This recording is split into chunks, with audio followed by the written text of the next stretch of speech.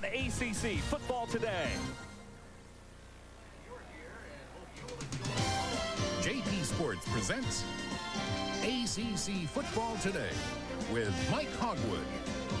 A complete look at college football in the Atlantic Coast Conference and around the nation. Brought to you by Southern National Bank, the place for tax-advantaged loans. And by Delta, the airline of ACC country. We love to fly, and it shows. Welcome to Winston-Salem, North Carolina, Grove Stadium. Home stadium for the Wake Forest Demon Deacons, who in just a few minutes will be kicking off against one of their big rivals in the Atlantic Coast Conference, the Wolfpack of NC State. Hi, everybody. I'm Mike Hogwood, and welcome to another edition of ACC Football Today. And if today's ACC game is anything like our first game of the week, which took place on Thursday night, we're in for a dandy. How about that game down in Atlanta, Georgia, Georgia Tech and Virginia? Remember a year ago the game had national implications, went down to the wire? Well, same story again, and the same kicker won the game. Here's our story. It was a nippy night at Bobby Dodd Stadium that turned into another nip-and-tuck game between Georgia Tech and Virginia. For the second straight year, the Jackets and the Cavaliers played down to the wire. This one started with Georgia Tech looking like they'd win it in a cakewalk. On Tech's first play from scrimmage, Sean Jones finds Greg Lester for a 76-yard pass play. That made it 7-0. Right before the half, just when it looked like Tech would score again, Virginia's Chris Slade intercepted the ball and goes 29 yards. That set up this 50-yard touchdown pass play from Bobby Goodman to Larry Holmes. That made it 7-all at the half. They have a lot of talent, and I think they came ready to play. I think this is an emotionally packed game for both teams. In the second half, the Cavaliers came up with another dramatic play. Goodman finds number 82, Tyrone Davis, and Virginia had a 14-7 lead. But the Cavaliers couldn't stop Jimmy Lincoln. He fumbled early but ran for 229 yards. He and Rodney Wilkerson helped make it 14-14. I didn't lose any confidence. I just lost the ball, you know. So. This time, Lincoln gets the touchdown to make it 21-14. But Virginia marched right down the field and tied it at 21 on Goodman's TD pass to his tight end, Aaron Mundy. But Georgia Tech would not be denied with just 4 seconds to go. For the second year in a row, Scott Sisson kicked the game winner. This time it was 25 yards. You look for the big things. You know there's a chance that it couldn't go, but there's also a chance that it can. So for the 13th straight time, the Georgia Tech Yellow Jackets win here at Bobby Dodd Stadium. But even more importantly, they open up the ACC schedule with a victory. Our league is so tough. I mean, maybe somebody can go in there and win with one loss, win the league with one loss. I don't know, but boy, you need to start off good and positive. We've had trouble at the perimeter with our defense, so that's where we got hurt a lot. Christy Deere for the ACC Football Today. So Scott Sisson, the hero in that game for the second year in a row. He'll remember that for the rest of his life. Well, some other ACC teams had success a week ago against outside opponents. We'll take a look at the good news and one news that wasn't so good in just a moment. Stay with us. Welcome back to ACC Football Today. You're looking at the Wake Forest Deacons as they get prepared for this game today against the NC State Wolfpack. Both teams have had successful beginnings to their season. Wake Forest and NC State both won a week ago against non-conference opponents. Let's take a look at some of the highlights from last week in the ACC. An excited crowd at Grove Stadium in Winston-Salem. Opening game of the year for the Wake Forest Deacons. The Western Carolina Catamounts moved the ball early. This long bomb by Lonnie Galloway was intercepted by Wake's George Cockhill to stop a drive. On offense, the Deacons were superb. Keith West at quarterback. 7 out of 10, 259 yards and 3 touchdowns. 2 of them long bombs to number 80, Todd Dixon. The Wake Forest crowd loved it, but West wasn't through. This pass good for another touchdown to Bobby Jones. And the Deacons win that first game of the year, 40-24 over Western Carolina. Scott Stadium, Charlottesville, Virginia. A Virginia touchdown for Terry Kirby. Kirby had a great day at tailback. He gained 88 yards, scored a touchdown. super job on this play of keeping his balance and keeping a drive alive for Virginia. A drive that would lead to a Michael Husted field goal and tie the game at 10 against Navy. And then it was time for another tailback to shine.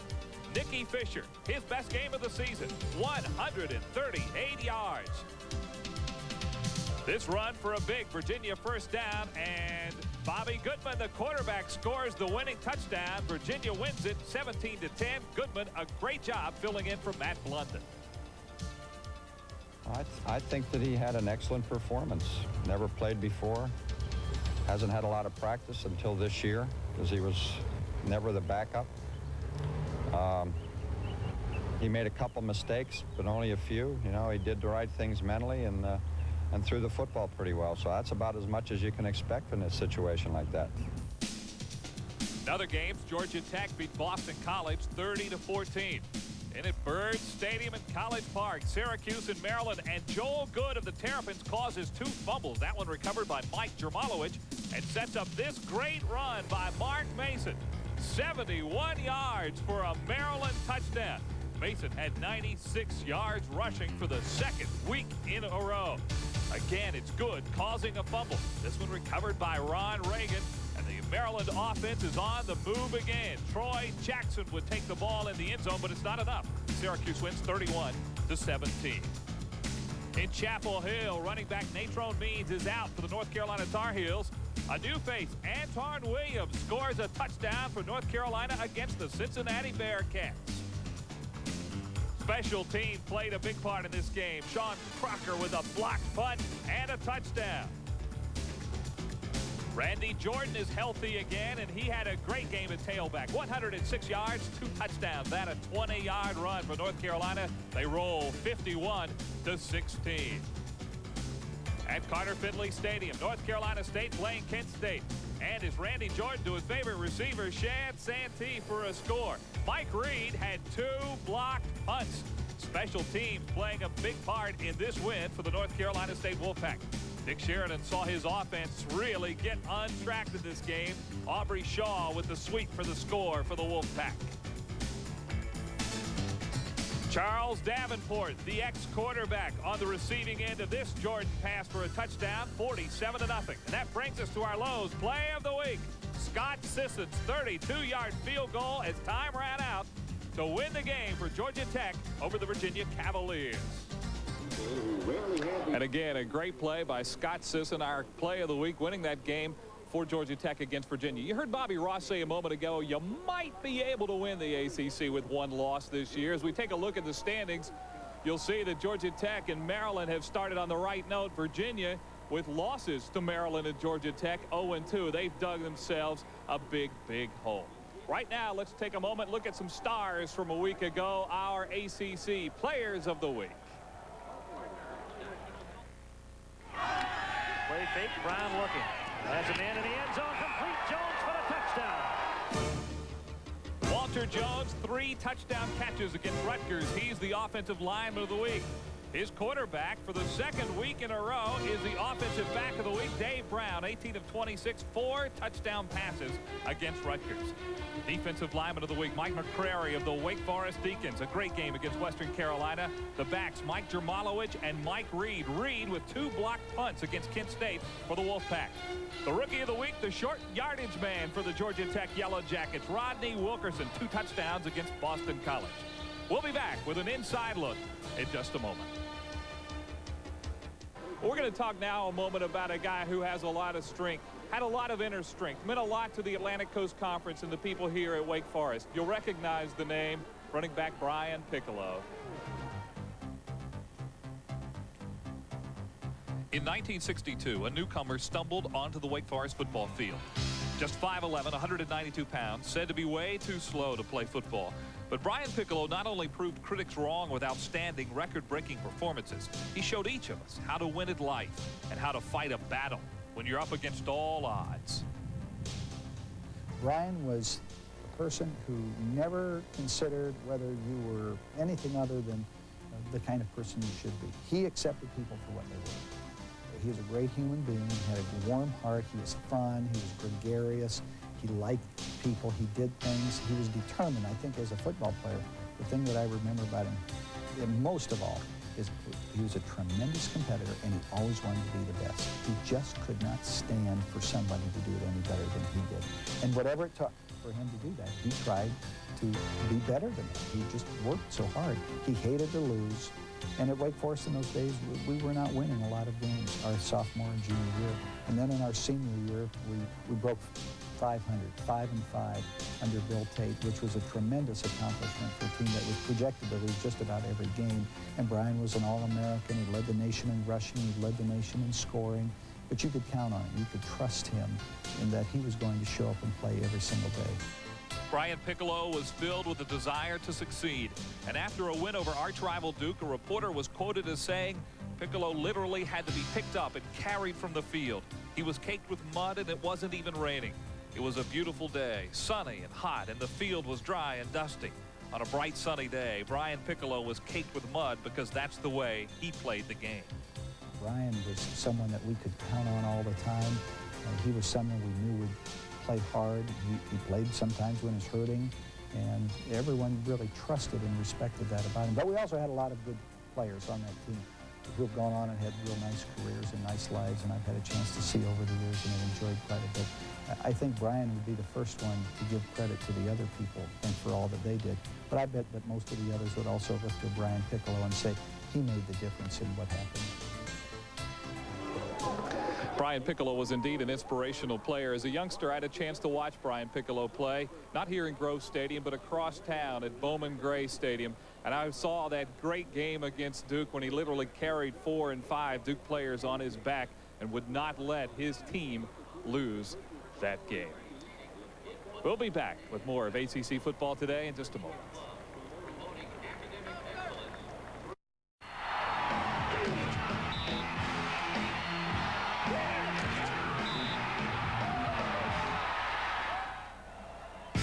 The NC State defense shut out Kent State. This one of the big plays. Sean McGuire, 6'2", 225-pound sophomore, lays a ferocious hit on the Kent State quarterback. That's our defensive play of the week. And in just a couple of minutes, we'll get a chance to see that ferocious NC State defense in action as they take on the Wake Forest Deacons for our Exxon ACC Game of the Week. Our game announcers today, Steve Martin and Jack Corrigan, are standing by. And gentlemen, got to ask you, is this NC State defense for real? You know, there probably is one guy who's asking the same question, and that is Dick Sheridan, NC State coach. He's wondering if his defense is for real. Jackie's talked about Will Fuhrer having a bad day with Virginia Tech, and of course Kent State not probably being a true test today. Probably is that true test that Dick Sheridan's been looking for. Well, one of the things that I like about the NC State defense is it is so balanced. You start on the front line with a guy like Ricky Logo, who does such a great job of clogging the offensive linemen, keeping them off of the linebackers, in particular the guys on the inside like Billy Ray Haynes. And then you have that good secondary, a lot of young guys, but guys who like to fly to the football. When you have defensive backs who love contact, you usually have a pretty good defense. And you're seeing a defensive play by Dwayne Washington picking off Will Fuhrer in that game against Virginia Tech. He probably is their best coverage guy in terms of overall speed, but Mike Reed can also get it done back there too. Well, Mike Reed has been very involved in a number of contact type plays, whether it's blocking punts or making hits that create interceptions or intercepting the ball himself. And you had a great athlete like Ricky Turner back there as well. They are tough in the secondary. Well, he blocked a couple of kicks last week against Kent State, and let's not forget the Wake Forest secondary. That's a veteran crew to deal with as well. Well, you have people like Coggill and Scales and Hollis who have been around for a while. It enables Bill Dooley to do different things with his front seven, because those guys are so experienced. It's almost like the coach, well, I don't have to worry about those guys. They'll get their job done. What can we do up front? And we'll see an awful lot of Ron Lambert back there as well. And we'll be back. Mike Hogwood will be back with more of ACC Football Today from Grove Stadium in Winston-Salem right after this. Hard-hitting ACC football action continues as Wake Forest hosts NC State in the Exxon ACC Game of the Week next. Both teams have headed into the locker room as you see our crew preparing to televise today's game. In just a moment, NC State and Wake Forest getting some final comments from their coaches. Let's take a look at some of the other games today. No, first of all, we're going to talk about Anthony Barbour. Small guy, but he has a big heart.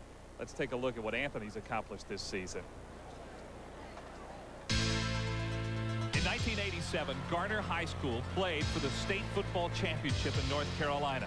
The star of the team was Anthony Barbour. He electrified crowds all season long. But on this night, he was really special. Barbour gained 265 yards on the ground and scored 3 touchdowns. Anthony Barbour was a running back that seemed destined for greatness. He decided to stay home and attend North Carolina State University. Although he was a small back, that size did not seem to be much of a disadvantage. He earned a starting spot in his first season. I always was the smallest guy, so, you know, that's something I always got used to over the time, and I just never quit. So I think that just came from when I was growing up. I always kept going. He's a tough competitor. He's just, you know, 165-pound tailback is almost unheard of in today's football, and he's vulnerable. That size disadvantage eventually took its toll. Barbour went down with a knee injury. He had to sit out all of last season. It was very frustrating for a young man who loves to play the game of football. Sitting on the sideline watching everybody else play, you know, that's real frustrating for any athlete. I think my biggest problem was with that is I just wanted to play so bad. Anthony never gave up on himself. Neither did his coaches. And the coaches helped me a lot. That's one reason why, you know, I have so much respect for Coach Sherry and his staff. They never, you know, really given up on me or anything. They just said, you know, keep working, you know, go to class, you know, education first, and then eventually football gonna come. If it's gonna come back to you, it will come. Football has definitely come back to Anthony Barbour. Last week against Kent State, Barbour rushed for a career-high 138 yards. This, a 47-yard touchdown run. Anthony Barbour is back, healthy again, and a big part of the NC State offense. Anthony Barbour will be heavily counted on today. He's worked awfully hard to get back. He's finally healthy. As I mentioned a moment ago, there are a lot of other ACC teams who are playing football today. Temple is at Clemson. North Carolina tries to keep the winning streak going. They're at Army. West Virginia is at Maryland. Colgate's at Duke tonight. That Maryland game is awfully big for the Terrapins. They lost to Syracuse. Joe Krivak says this game is a real measure of what the team is made of. Traditionally, the West Virginia game has been a great series. It's a great rivalry. It's one that, you know, we sort of look forward to. And in many instances, I think it's been a barometer in terms of their success and our success during the course of the season.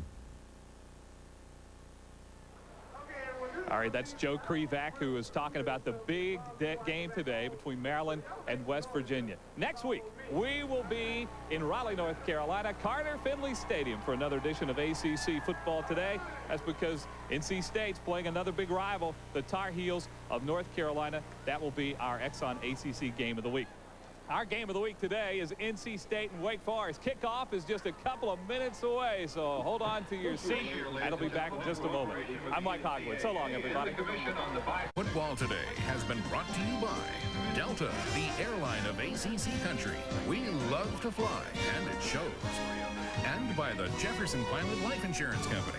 For insurance and financial services, better call Jefferson Pilot.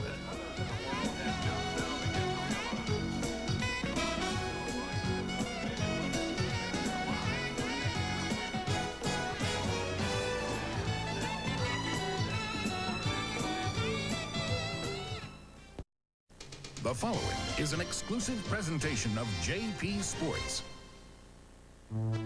Empty Riddick Field stands as a reminder of 100 years of North Carolina State football history.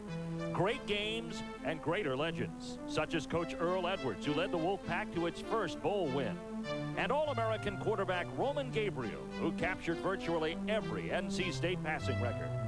The setting for the Wolfpack changed to Carter Finley Stadium in 1966, but NC State's long-running rivalry with Wake Forest continues to bring forth the best moments. In 1986, Mike Elkins hits Chip Reeves with a scoring pass late in a wild affair to put Wake Forest up by 3. Only to see Eric Kramer top it with this 20-yard strike to Danny Peebles in the closing seconds, giving NC State a 42-38 win. Strange twists of fate were common in last year's game that saw the Pack prevail despite 3 turnovers, 20-15. Bill Dooley and Dick Sheridan know it'll be close again as these two Tobacco Road rivals meet for the 85th time.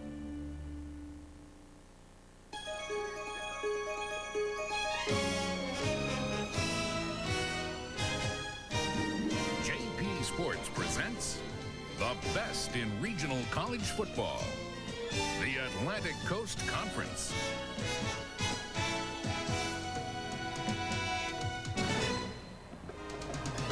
The Exxon ACC Game of the Week is brought to you by Exxon Phase 4 gasolines. For high performance and cleaner engines, rely on new Phase 4 gasolines from Exxon.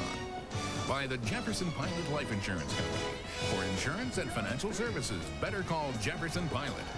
By Coors Light, the one that won't slow you down. The Silver Bullet is the right beer now.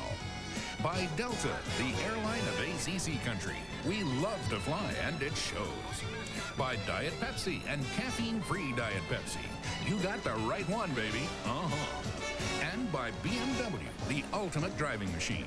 To arrange a thorough test drive, simply phone your nearest BMW dealer. It is a beautiful day for football here at Grove Stadium in Winston-Salem, North Carolina, site of the latest renewal of the longest uninterrupted rivalry in the ACC between NC State and Wake Forest, our Exxon ACC Game of the Week. Good afternoon, everybody. I'm Steve Martin along with Jack Corrigan. Wake Forest comes in here after an opening win over Western Carolina. North Carolina State has beaten Virginia Tech, and they beat Kent State a week ago, and they remain unscored upon. And, of course, if Wake Forest is going to be the team that breaks that streak today, then Keith West, their quarterback, is going to have a good day. Well, no question, Keith West is the key man, and he has performed very well. You see his numbers a week ago. He had a start in a victory against Vanderbilt last year and played so well for the Demon Deacons. They love the leadership of this young man. He is going to be called upon to provide the points on offense. But Bill Dooley, the head coach of the Wake Forest Demon Deacons, is really more concerned with the other side of the football. Can his defense prevent the big play capabilities of the Wolfpack? And in order for us to have any chance to win this football game, we cannot give up the big play on defense. That's what hurt us a year ago when NC State hit 2 long passes for touchdowns. And if we can prevent that, we've got a good chance. Well, if there's anybody who's capable of putting on a big play for NC State, it is that man with the football right there, Anthony Barbour. After 2 years of being plagued with injuries, he's back in the lineup, and he had himself a stellar week against Kent State a week ago with 138 yards. Well, certainly the running game will make things better for the Wolfpack. If they can do that, it makes Jordan's option ability that much better. But like Coach Dooley, Coach Dick Sheridan is concerned about stopping the Wake Forest running game. Kent State had some early success running the ball last week. He does not want that to happen again this afternoon. We feel like we've got to keep them from running the ball right at us. If they can do that, it makes their passing game that much better. And conversely, we've got to be able to rush the football against Wake, and we were not able to do that against Virginia Tech. And if NC State is successful in running the ball, it's probably because of the success they've done in other areas of their attack, thanks to the option attack that they run. Well, we'll see a little bit of an option style from both teams, but certainly if Terry Jordan has got the option attack going for NC State, it opens up their passing game. You get guys like Williams out of the backfield and whatever. It makes that offense tough to stop. And Jordan is gaining in confidence by the week. We'll be back with more of our pregame activities from Winston-Salem right after this. Welcome back to Grove Stadium in Winston-Salem, North Carolina. NC State and Wake Forest getting set to go at it, and in much different weather than we played in last week over at Durham, from 90 degrees down to about 65 degrees, and a man who's not hanging around the fan this week is our man on the sidelines, Mike Hogwood. Oh, you're right, Steve. There won't be a lot of trips to the water table today. This is a gorgeous fall afternoon for a football game, and if there's a team that the weather benefits, it might be Wake Forest. State was going to play a lot of players today regardless. But Wake Forest is not near as deep as NC State, and those players aren't going to get as tired today playing in this cooler weather. You guys talked about that NC State defense. What a difference between now and a year ago. The defense was better than a year ago. They lost 6 guys from last year. Well, those 6 new players, look what they've done, especially in that scoring defense column, have not allowed a point all year. Can they keep that shutout going? We'll see in just a moment. The teams are coming onto the field here at Grove Stadium. Kickoff is just moments away. We'll be back with NC State and Wake Forest in just a moment.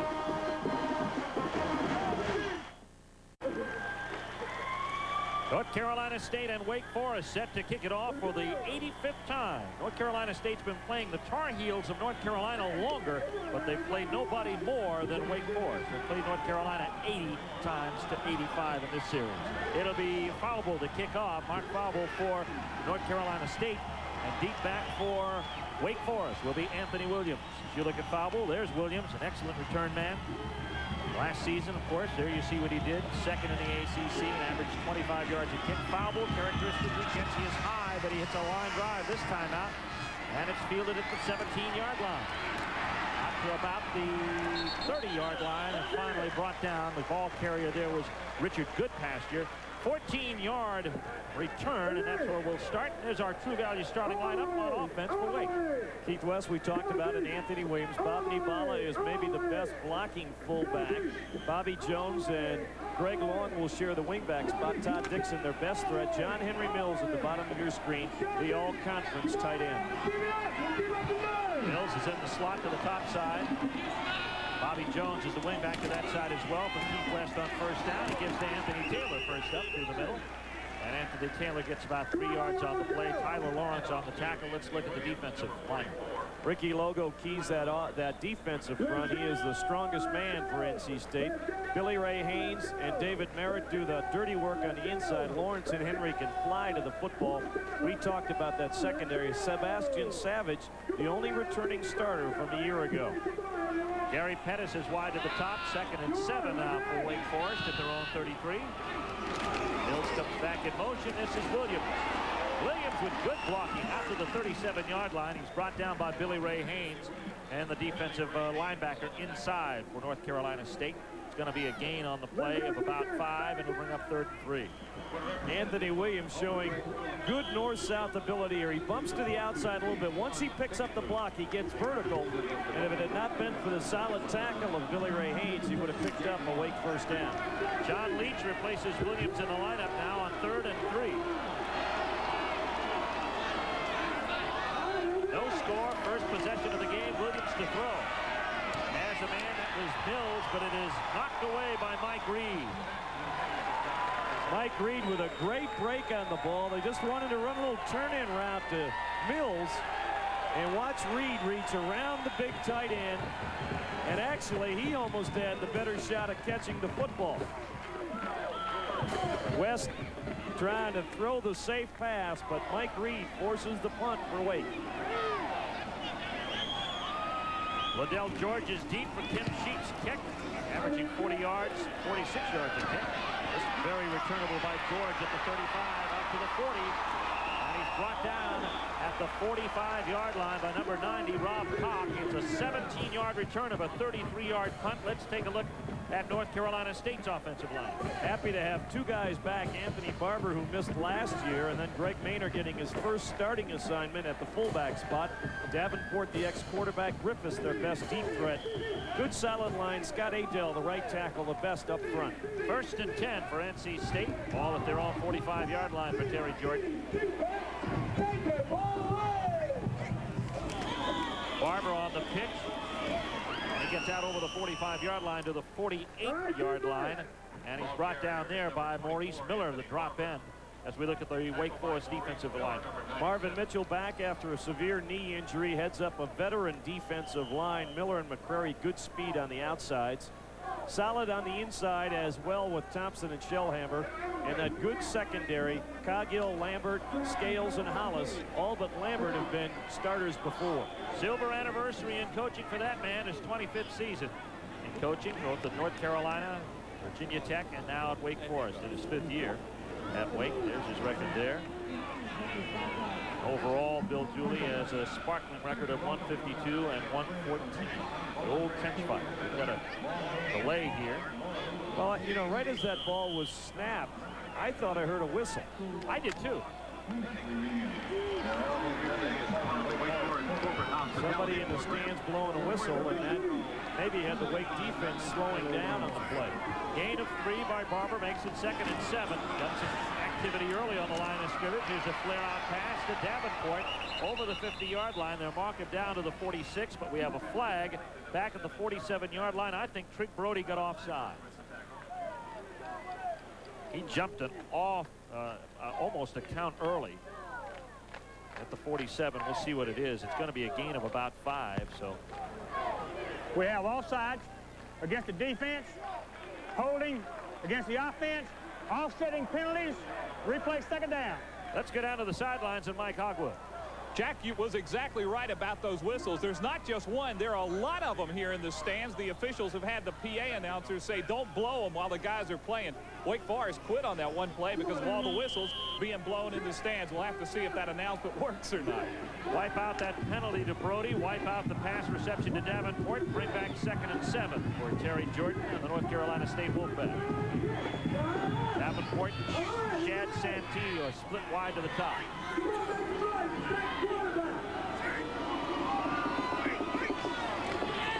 Davenport to throw, rushes on. Davenport from Jordan at the 35, still on his feet and knocked out of bounds at the 33-yard line.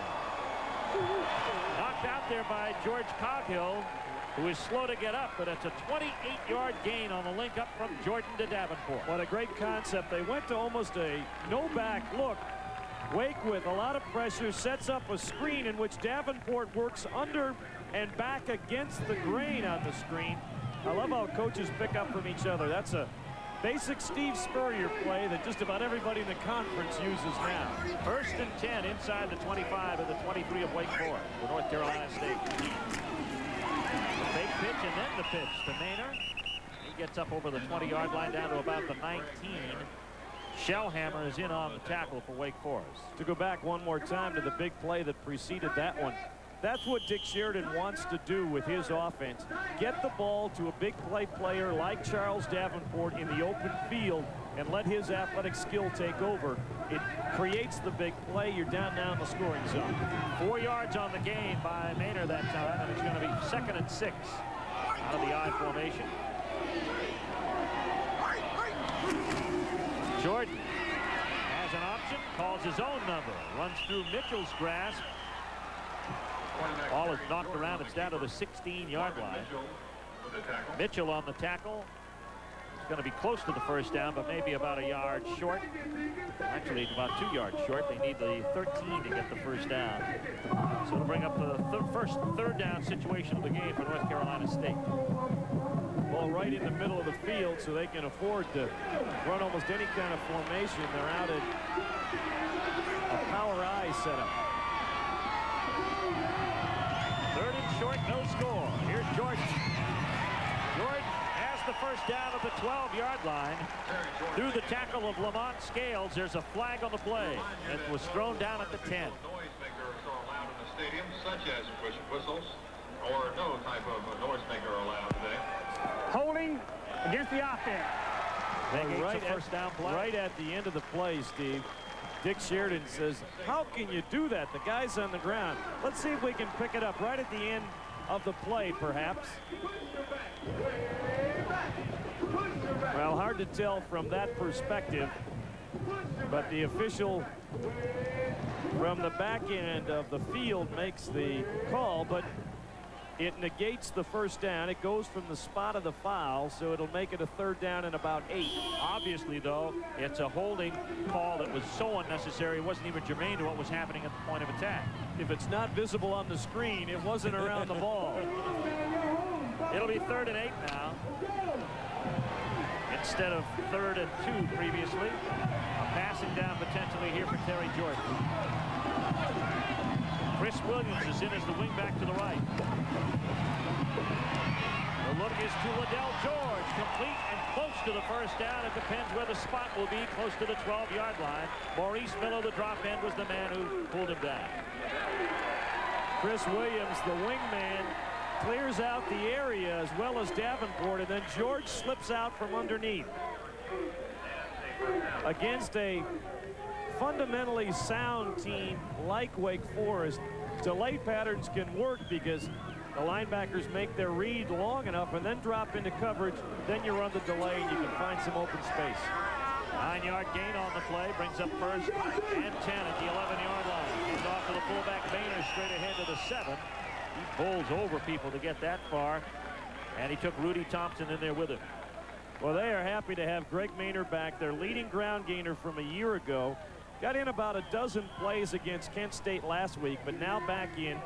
He's 244 pounds. And you get down in this kind of football, smash mouth as they call it once in a while. You like having that big hunk back there. Gain of 6, 2nd and 4.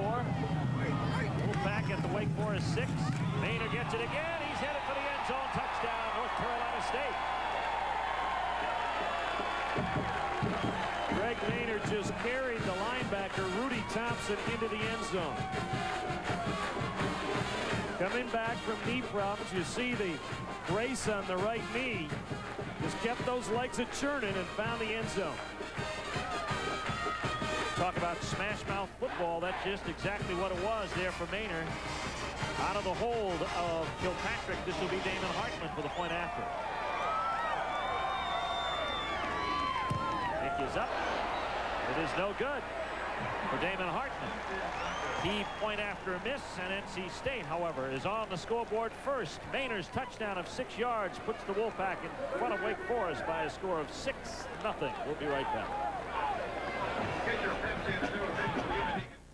Back at Grove Stadium in Winston-Salem, North Carolina State 6-0 over Wake Forest. Troubles with the kicking game as Damon Hartman missed that point after. And Mark Falble is getting set to kick off right now.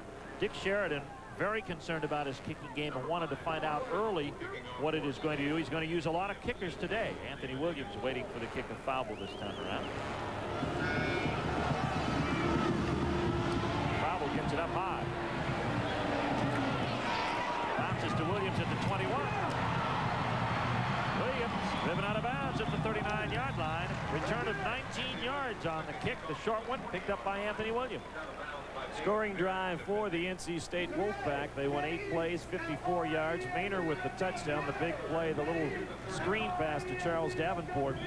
Falble kicked a lot of those short kickoffs, high short ones last week against Kent State. In fact, Kent State called for a fair catch 3 times on kickoffs. Greg Long, the co-starter at the wingback spot, alternating with Bobby Jones, is split wide to the top of the screen. 1st and 10. Here's Leach. John Leach straight ahead over the 40-yard line out to the 43. It's a gain of 4 on the play for Wake Forest. Leach, former teammate at Garner High School of Anthony Barbour. He was a linebacker on that state championship team at Garner. Well, one of the interesting things of this conference, one of the things I love about this conference is you get former high school teammates, former high school rivals either paired up or on opposite sides, and at least while the game's going on, it adds a little extra touch to it. Sure does. 2nd and 6. That's Leach in motion. West running for his life and barely escaping with it. Going down in the grasp of John Aikens. 12-yard loss on the play. Tried to run to the short side in his rollout away from the supposed strength in terms of rushing anyway of the NC State defense, but Aikens did a great job there of just blowing through the right side of that Wake Forest offensive front. There's Aikens. Not what Bill Dooley wanted to do early in the ball game, get into 3rd and 18 situations. Well, that's where he is. His team trailing NC State by a score of 6-0.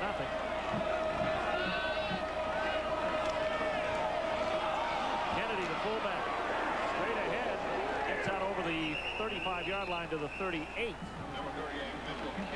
And it's going to be a gain of the play of about 7. Billy Ray Haynes is the man who stopped him. Haynes, not the biggest of linebackers. He kind of limps as he heads to the sideline. But the linebackers are the focus of attention for NC State as far as tackling is concerned. They funnel everything to those 4 linebackers, and those guys have been more than equal to some big plays for Dick Sheridan. Kim Sheik on the punt. Movement along the line of scrimmage. Tyrone Jackson jumped off sides, trying to put a little pressure up front. The former tailback, who's now a defensive back for the Wolfpack. Dead ball, defense, offside, 5-yard penalty, 4th down. Won't change the call any for Wake Forest here. It'll bring up 4th and about 7. Watch number 43 in the middle of your screen, just a little over exuberant. Once he made contact, if he had not made contact and jumped back, it would have been all right. That's right. Liddell George is the only one back. Now it looks like State might set up a return. George picks it up to 15 and then gets out of bounds. So it's a 41-yard punt by Kim Sheik, a 6-yard return. Wake Forest on defense. We now pause for a word from your local station. Here we go. Welcome back to Grove Stadium in Winston-Salem, about midway through the first quarter of play, and North Carolina State leading to a 6-0 lead over Wake Forest. Wolfpack has the ball, and Terry Jordan will bring them up to the line of scrimmage. Steve Martin here with Jack Corrigan and Mike Hogwood. A beautiful September day.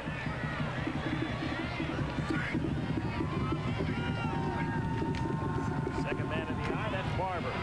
Big opening for Anthony Barbour. He's on his way at the 40. Lambert catches him and knocks him out of bounds at the 40, actually the 45-yard line of Wake Forest. Big gain of 42 yards for Anthony Barbour of Garner, North Carolina, last week for 138 yards against Kent State. Boy, they got a great block right there in the middle of your screen. You won't see that much of it, but they really controlled Marvin Mitchell. And when Barbour broke the tackle of Shellhammer, all of a sudden there was nothing but daylight in front of him. Lambert had to run him down. 1st and 10, NC State, the Wake Forest 44-yard line. One thing that Bill Dooley wanted to avoid was big plays. Here's Aubrey Shaw getting his way to the 42-yard line of Wake Forest. Coghill is going to help out on the tackle. It doesn't matter that often whether the ball is on the left hash or the right hash, or the middle of the field for that matter. Dick Sheridan knows that the right side of his offensive line, headed up by Scott Adell, is the strength of that offensive line. The bulk of their plays have gone to their right thus far. 2nd down and 7. The wide side of the field is to the left this time around. Shaw is the tailback this time. Play action. Pass complete out into the flats. Brought down at the 29-yard line. The reception to Eddie Goins. It's a 12-yard gain. Ron Lambert on the tackle for Wake Forest. Eddie Goins, the redshirt freshman out of Lakeland, Florida, has been a real surprise for the Wolfpack. And against the zone coverage, he kind of hid out and stayed away from everybody and was in front of Lambert. Picks up another Wolfpack first down. Griffiths is wide out with Robert Hinton to the right side of the field this time. Got a whistle and a flag. This play won't go anywhere as the officials will pull it to a halt. Alex Nicholson, the tight end, was ahead of the snap count. Dead ball. False start against the offense. 5-yard penalty. First down. So it'll be 1st and 15 for North Carolina State. The ball control and the balance that State has shown so far in their first possession and a half of the ball has been significant. Well, the concern of Bill Dooley stopping the big play, maybe more importantly, stopping the run, has been the problem for the Deacons. Barber's back in there at tailback on 1st and 15. Charles Davenport is the slot. He'll throw to Griffiths. Griffiths, Burlington gets to the 30-yard line, brought down by Coghill. Also in on the tackle, Marvin Mitchell gets out there in the flats. It's a 4-yard gain, and it'll bring up 2nd down and 11. Mitchell returns after an injury a year ago, and he is a welcome addition to that defensive front three. Well, the impressive thing is so far, Steve, Mitchell is a 300-pounder, and yet they have had some ability of moving him around so far. They usually align him to the wide side of the field. 2nd down and 11. Jordan to throw, incomplete. Intended for Hinton. Well, that's his first miss of the day. He had hit 4 straight to start out. It'll bring up 3rd down. While he was not overly pressured, I think Terry Jordan felt some of the pressure coming that time and didn't get on top of that football. Didn't throw it with the kind of accuracy that he wanted, just kind of buried it into the ground.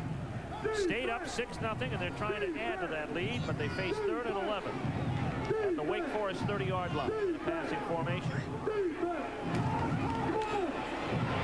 Davenport to throw, safety blitz, and the man coming in to get him, Morris Gravely out of Norton, Virginia. He never saw it coming.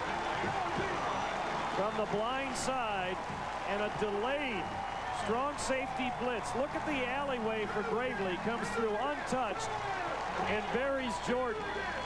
See Terry looking to his left. Just about ready to let it go when Gravely let go on him.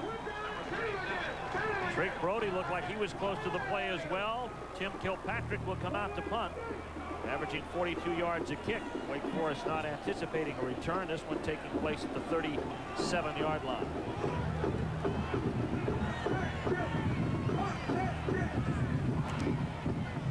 Kilpatrick aiming for the corner.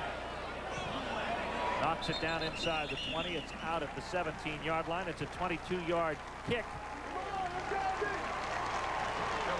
Now let's go down to the sidelines to Mike Hogwood. Guys, the Wake Forest coaches have been extremely concerned about the defensive line putting no pressure on Jordan. Well, 2 plays in a row, they were able to put some pressure on him, and they were able to stop that drive. The coaches feel that's what they have to do for Wake to be successful on defense. To follow up on Mike's point, Steve, they ran the strong safety blitz there as kind of a gamble because they felt they could not continue to just put the pressure from their down linemen. They had to help out if they could. North Carolina State leading 6-0. Working our way through the first quarter, a little over 4 minutes left. Here's Keith West to scramble, and he's going long. Watch Bobby Jones, but doesn't get him. The coverage provided out there by Mike Reed. Reed has already picked off a pass this season. There's West. He's got plenty of arm. He hit some big strikes last week, 68, 57 yards. Look at the week he had. Didn't throw many passes. 259 yards to account for it. He's yet to complete one this afternoon. He has 999 yards in his Wake Forest career, so that first reception will put him into 4-figure territory. John Leach is back there at the running back position. That's him in motion. Going to that side to Leach, who has great hands, is West, his first completion of the day, and he's brought down at the 29, maybe the 30-yard line. Be a gain of 14 on the play. Sebastian Savage coming up to make the tackle. Oh, that was just a good play concept right there. You're having a quarterback struggling a little bit to get your offense going. So Eddie Williamson says, well, we'll put him on the roll. He's more comfortable that way. We'll make it a nice little easy pass for him to complete with nobody in front of the guy by the very nature of that play. You get the first down, and you give this kid a little bit of confidence. He's a roll-out, sprint-out type of quarterback, not a classic drop. You won't see him in that 7-step drop at any time. 1st and 10, they'll go to Leach. Leach runs into Billy Ray Haynes, among other people. Clayton Henry also in on the stop as they cross the 30-yard line and get out to the 32. A gain of 2. Tried to run a little trap play on the inside that time. Leach a little bit bigger than Anthony Williams. Here's Ricky Logo, and he stayed right at home, fended off the block of Mitch Kennedy. Logo, the young man who has visions of being a Polynesian chief someday. That's a story we can amplify upon. His mother is the daughter of a Samoan chief. Here's Williams. Lots of room on the outside up over the 45-yard line. Mike Reed upends him in a saving tackle, but it's a 10-yard gain. You can talk about run and shoot and wishbone and all sorts of different things. I still think there is nothing prettier in football than the speed option. When that quarterback attacks the corner of the defense, forces them to make a commitment, and then he reacts accordingly. And when you give it to a guy like Williams, you have a chance to speedily get it up the field. Williams did it all, not only rushing yards, but a kickoff return yardage. One of the league leaders from the 42, 1st and 10. Pass complete to John Henry Mills.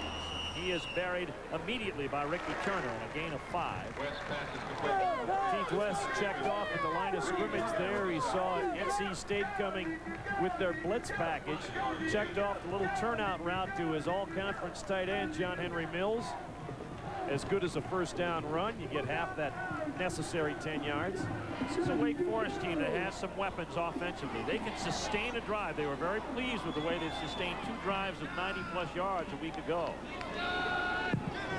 Mills in motion. West gives to Williams, and that play ill-fated from the start as Mark Thomas laid a hit on him as soon as he got the football. Mark Thomas, the ex-outside linebacker who put on a little more weight midway through last year. They moved him into a down line position, but has great speed for a defensive lineman. And that was sort of a speed tackle for a loss there. He just blows his way right past Steve Ainsworth. He got into Ainsworth's midsection and straightened him up, and you just can't block somebody when you're the blockee. Tyler Lawrence finished him off. Thomas made the initial hit. 3rd and 7. Wake trailing by 6. The screen to Nidbala. Nidbala has got the first down in North Carolina State territory. A 10-yard gain to the 45. David Merritt on the stop for the Wolfpack. Eddie Williamson with another good play call. Again catches State in a blitz situation. Lawrence is coming on the blitz, and they throw it right over his head to Bobby Nidbala. And you want to talk about a guy who's vertical. This guy knows no other direction than north-south. Father played at the University of Virginia. He's from Virginia Beach, Virginia. Keith West looking at another first down. Nice march. And started at their own 39. Here's Leach. Got outside of Lawrence. Sebastian Savage makes the shoestring tackle at the 35-yard line. It's a gain of 11. And Leach picking up wholesale yardage. And watch number 27, Bob Nidbala. What a pop he put on Tyler Lawrence. Lawrence stayed on his feet, but he was in no position to make the tackle. Leach, the sophomore, gets the first down, and this drive continues here in the closing seconds of the first quarter. Nice balance in this drive. It had 2 key passes. 1 to Leach, 1 to Nidbala, 1 to John Henry Mills for a 3rd. Here's West on the sprint. Thomas in pursuit. Mills underneath it, but the sun got in his eyes as he got out to the 5-yard line. I think Mike Reed got a piece of that ball right near the goal line. He wanted to hit John Henry Mills on a square out route. Mike Reed had good coverage. West pump fake, knowing that he had time right there. Mills turned upfield. The only problem, Keith could not set himself because of the pressure. That ball hung up a little bit, and no, Reed did not get a piece of it. Nope, John Henry just had that ball sail on him, and it hit him in the face mask. Really kind of a safe throw. I was impressed with West on that particular play. He knew he didn't have time, threw it to a safe spot, and hoped Mills could catch it. 2nd down and 10. Here's Williams. Williams dances his way to the 31-yard line. Goes down into the grass with John Aikens for the sack to his credit. And we are in the last 2 seconds of the first quarter of play. It started up like it was going to be NC State's game, but Wake Forest has got a nice march going. The Wolfpack leading Wake Forest 6-0 here at Grove Stadium. We'll be back. State leading Wake Forest 6-0 as we take the turn into the second quarter. Steve Martin, Jack Corrigan, and Mike Hogwood at Grove Stadium.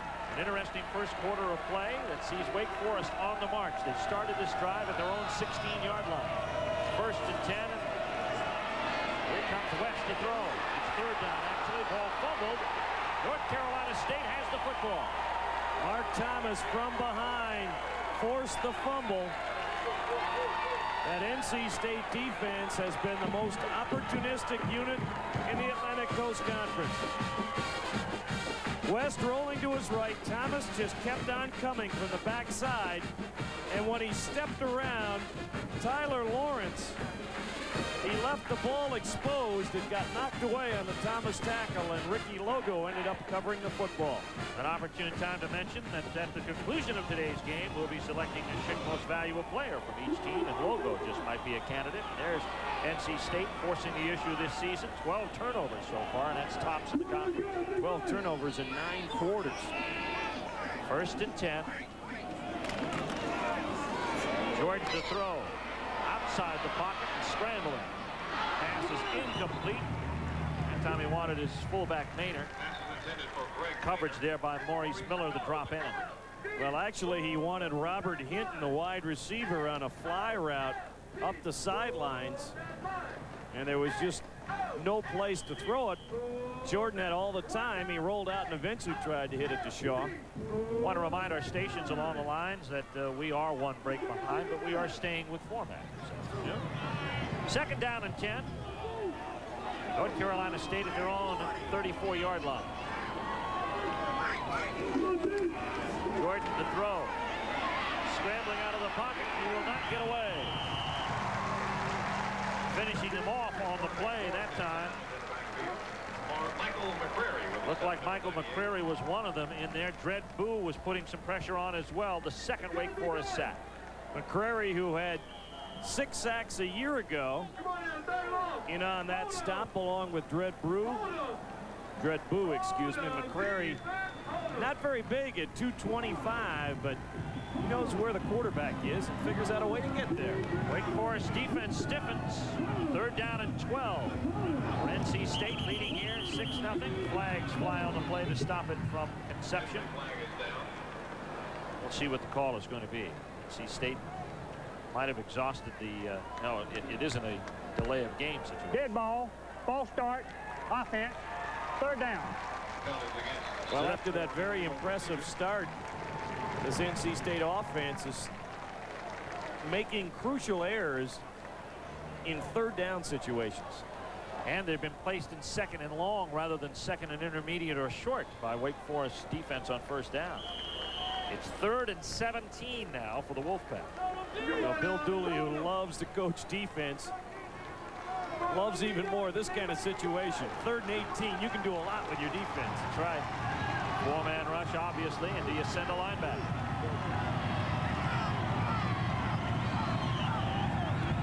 Wake does not. Here's Jordan to throw. Has a man complete, incomplete. It was Davenport who dropped it at the 45-yard line. Would have been a 1st down. Instead, the punt unit comes off. I don't know if somebody got a piece of that ball as Davenport comes over the middle. Yep, just enough to change the direction. Lamont Scales changed the direction of that football as Davenport ran a deep turn-in route. Tim Kilpatrick, who had to punt from the Wake Forest 35 last time out, kicked one inside the 20, will kick this one away. George Coghill will come back to get it. Line drive returnable. In theory. Out to the 43-yard line. A 35-yard kick, and Wake Forest offense will take over. We've got a break in the action. It's NC State by 6. Back at Grove Stadium in Winston-Salem, North Carolina, our Exxon ACC Game of the Week from JP Sports. North Carolina State leading here 6-0, just underway in the 2nd period of play. Wake Forest with the ball, and they go with a reverse to John Henry Mills. Mills squares his shoulders and gets out to the 46-yard line. He picked up 7 yards against Western Carolina out of virtually the same play a week ago. Dwayne Washington and David Merritt with the stop. Trying to run the reverse to the short side with Tom Mordecai in front of him. Unfortunately for Mordecai, it was a 2-on-1 situation. He picked out one, and David Merritt was the other, and he made the hit on Mills. Gain of 3, 2nd and 7. West to throw. Rush is on. He hits Kennedy, and in turn he gets hit by Tyler Lawrence. Great play by the NC State defense to throw Lawrence for a loss of about 2.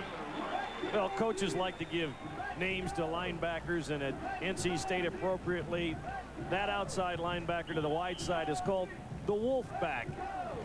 And Tyler Lawrence has a chance to be quite an impact player for NC State before he's done. The redshirt sophomore out of Greensboro, just down the road, where he was an All-American in high school at Page High School. 3rd and 10. Wake trailing here by 6. They're on their own 43-yard line. West airs it out. Has Leach. Great hands. Great catch at the 18-yard line. I don't know what was better, that Keith West was able to drop that ball among 2 NC State defenders, or that John Leach could stay with it and make a fine catch. You talk about touch. Look at this ball drop in among those defenders. Knew where to put it on the outside shoulder where Savage had no play on the ball. Leach flipped his head around and made a fine catch. Leach, the leading receiver for Wake Forest this afternoon. His 3rd catch of the day, 62 yards. Eddie Williamson, when I talked to him this week, offered without provocation that Leach has a great set of hands, and he showed it there. Hand off to Williamson. He is hit hard in the backfield by Eric Counts. Let's get down to the sidelines with Mike Hogwood. Guys, one defensive standout for State not in there. On the second series, Billy Ray Haynes, you see him maybe sitting on the training table. He sprained his ankle. Probably won't be back for the rest of the half. They hope to get him back in the second half, but right now it's pretty doubtful. Certainly takes a lot out of the interior of that NC State defense if Haynes can't play. Not to take anything away from Greg Gianamore and Ray Frost, the two backup linebackers, but you lose a lot with Haynes out. 2nd and 9 for Wake Forest.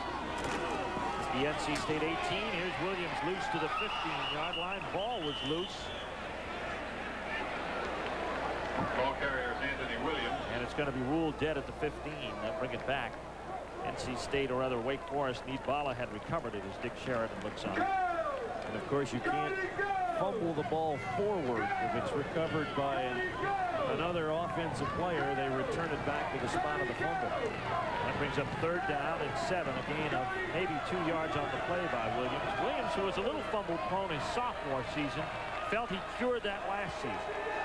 Wake Forest 2 out of 3 3rd down situation. They trail 6-0.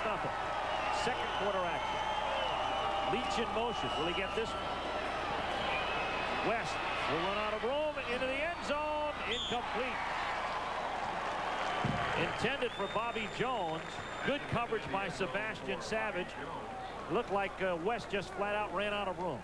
Well, they tried to run that same rollout play that was successful earlier to John Leach, but good pressure and better coverage put it up for grabs, and neither Bobby Jones nor Savage could come away with it.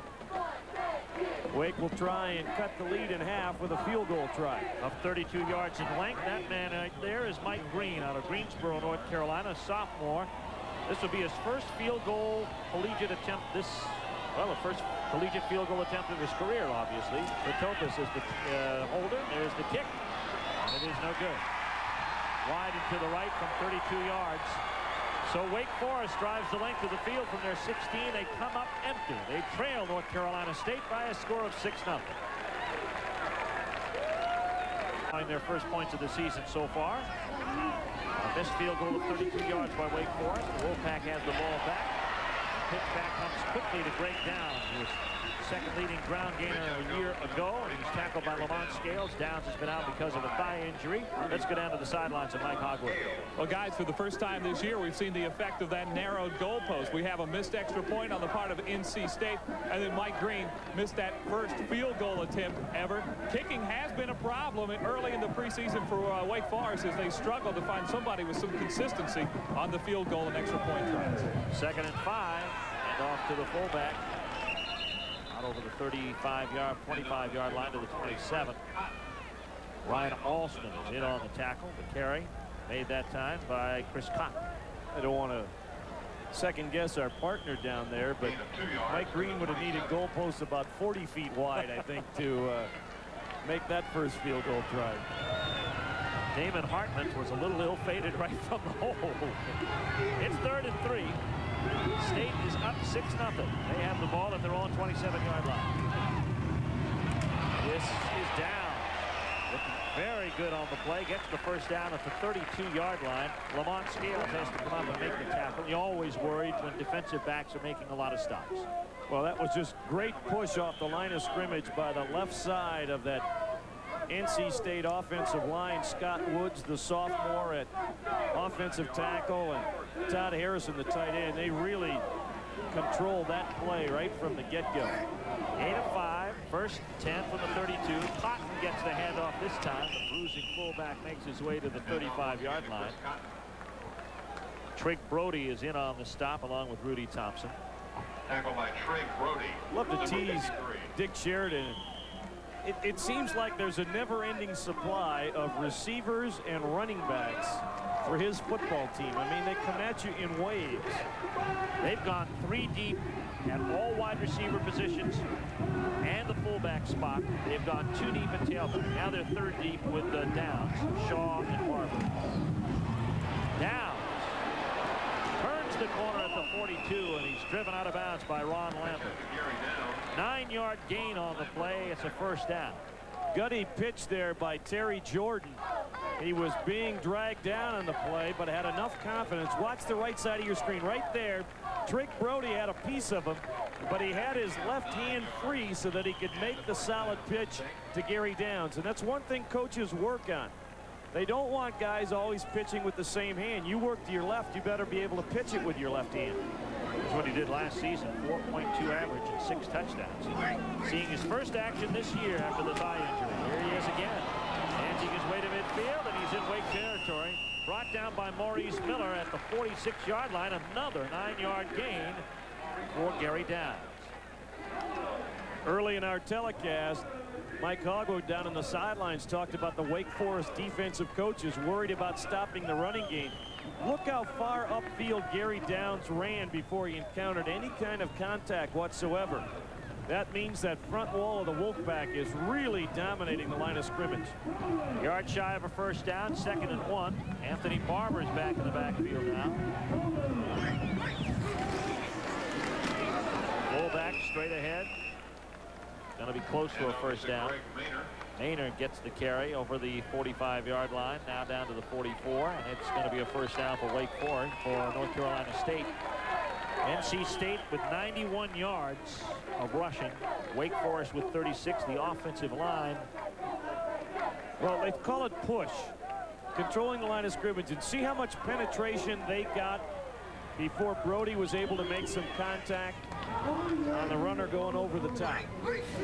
First and 10 from the Wake 44. Barbour breaks tackles and gets down to the 36-yard line. Down there by Lamont Scales, but it's an 8-yard gain, bringing up 2nd and 2. Anthony Barbour with good vision, following up behind his fullback and the block right there of Mike Gee. And again, when you have that kind of push off the football by your offensive line, you get a talent like Barbour, and you've got yourself another first down or close to it. There's some veteran talent in that line. Scott Adell, Clyde Hawley. Here's the pitch. Barbour turns the corner but gets tripped up. Tripped up by Mike McCrary. A good open field tackle at the 35-yard line. That was the first time that NC State, I don't want to say outguessed themselves or maybe give more credit to Wake Forest. They expected some kind of option action to the wide side of the field, and they were ready for it. Billy Ray Haynes has got the shoe and sock back on after being taped up, and knowing Billy Ray, he'll be back out in the next defensive set. 3rd down and short yardage. North Carolina State with a 6-0 lead. And off to Downs, straight ahead. He's got the first down at the 33-yard line. Talk with Bob Brush, the defensive coordinator. There's Cliff Oshida right alongside Bill Dooley. Defensive coaches were concerned about Wake Forest's ability to defend on short yardage. They allowed Western Carolina, there's Bob Brush in the yellow shirt. They allowed Western Carolina over 350 yards total offense a week ago. Another first down for the Wolfpack. The Wake Forest 33. Handoff goes to Aubrey Shaw, makes his way to the 30-yard line. In on the tackle that time, Scott Shellhammer and Red Boo in on the stop. Gain of about 3. Clock shows 5:02 left to go in the first half. Trying to mix up their defensive fronts right now, the Wake Forest defense, to confuse the blocking schemes a little bit, but you can see this has been a relentless push forward. There hadn't even been the hint of a pass thus far. 11 plays. Shaw and Maynard are the backs. Play action. First pass of this drive. Complete to Shaw. Shaw on a nice screen. Gets up to the 15. Lamont Scales pulls him down along with Scott Shellhammer. It's a gain of 17 yards, and it sets up North Carolina State at the 14-yard line. Watch on this replay, number 91, Jay Williams, the sophomore defensive tackle. He reads screen and almost gets that ball. Good throw by Jordan to Aubrey Shaw. And then the junior from Hartsville, South Carolina, picks his way through the secondary for another Wolfpack first down. Maynard and Gary Downs are back in the lineup now. Downs has been very impressive on this drive. He'll get the pitch. Following Mike Gee's walk to the 13-yard line. Scales is in on the tackle once again, as well as Aubrey Holofield. That might have been the first carry for Gary Downs where he was a little bit hesitant. Now he's going to take a break on the sidelines. Didn't make up his mind and just go. He tried to pick his way along. And against almost any defense, that gets to be a problem because they've got good pursuit capabilities. Chris Williams is in at the tailback slot this time on 2nd and 9. The 13-yard line of Wake Forest. Passing formation now. Maynor is in there. Blitz is on. There was a man in the neutral zone for Wake Forest. There's a flag on the play as Jordan goes down at the 20-yard line. But Terry Jordan just beat the huddle clock and might have had Wake Forest in the neutral zone. It looked like Morris Gravely. Offside.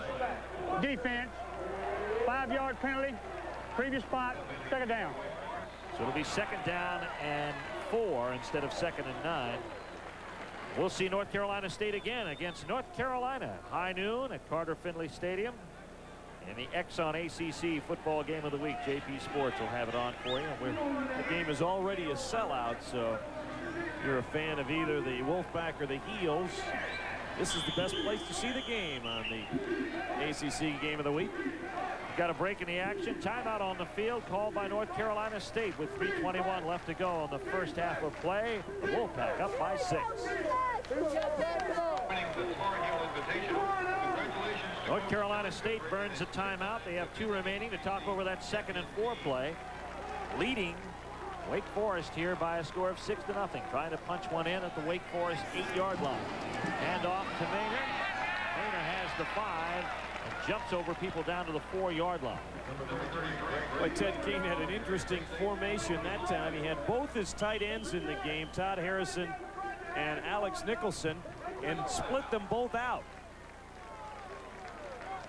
It is close enough for a measurement as they gave him a spot that was just past the 5-yard line. He needed the 4 for a first.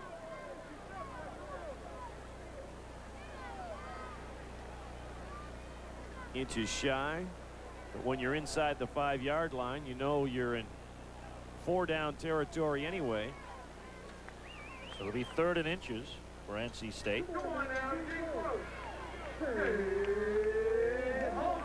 They measure the ball up, and they're on that right hash mark. Important this year, the closer you get, the weirder the angle is for any type of field goal. So obviously, Dick Sheridan looking to punch across this first down and not have to worry about that. Well, the way they have been pounding it up the middle with Downs and Maynor, I don't think there's any doubt they're going to run the ball here on 3rd down, and if they need 2 4th down. Maynor is back in there with Downs.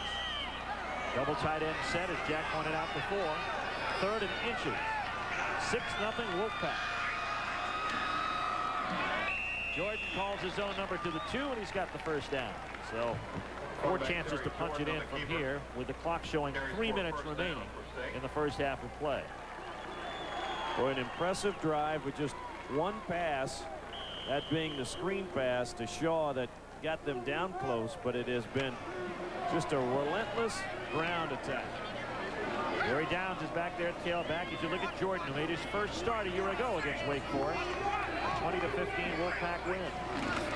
There's the handoff. Downs gets hit, but goes in for the score. He got hit right at the line of scrimmage by Rudy Thompson, but squirted loose and got into the end zone. Gary Downs was the big man in the drive, so it's most appropriate that he finishes it off with the touchdown. Right there, he took a heck of a pop from Scott Shellhammer and just kept right on going.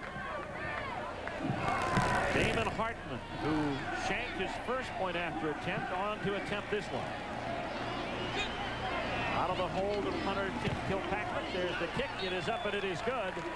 And North Carolina State takes the lead. 2:41 left to go in the first half, and they lead Wake Forest 13-0. Here we go!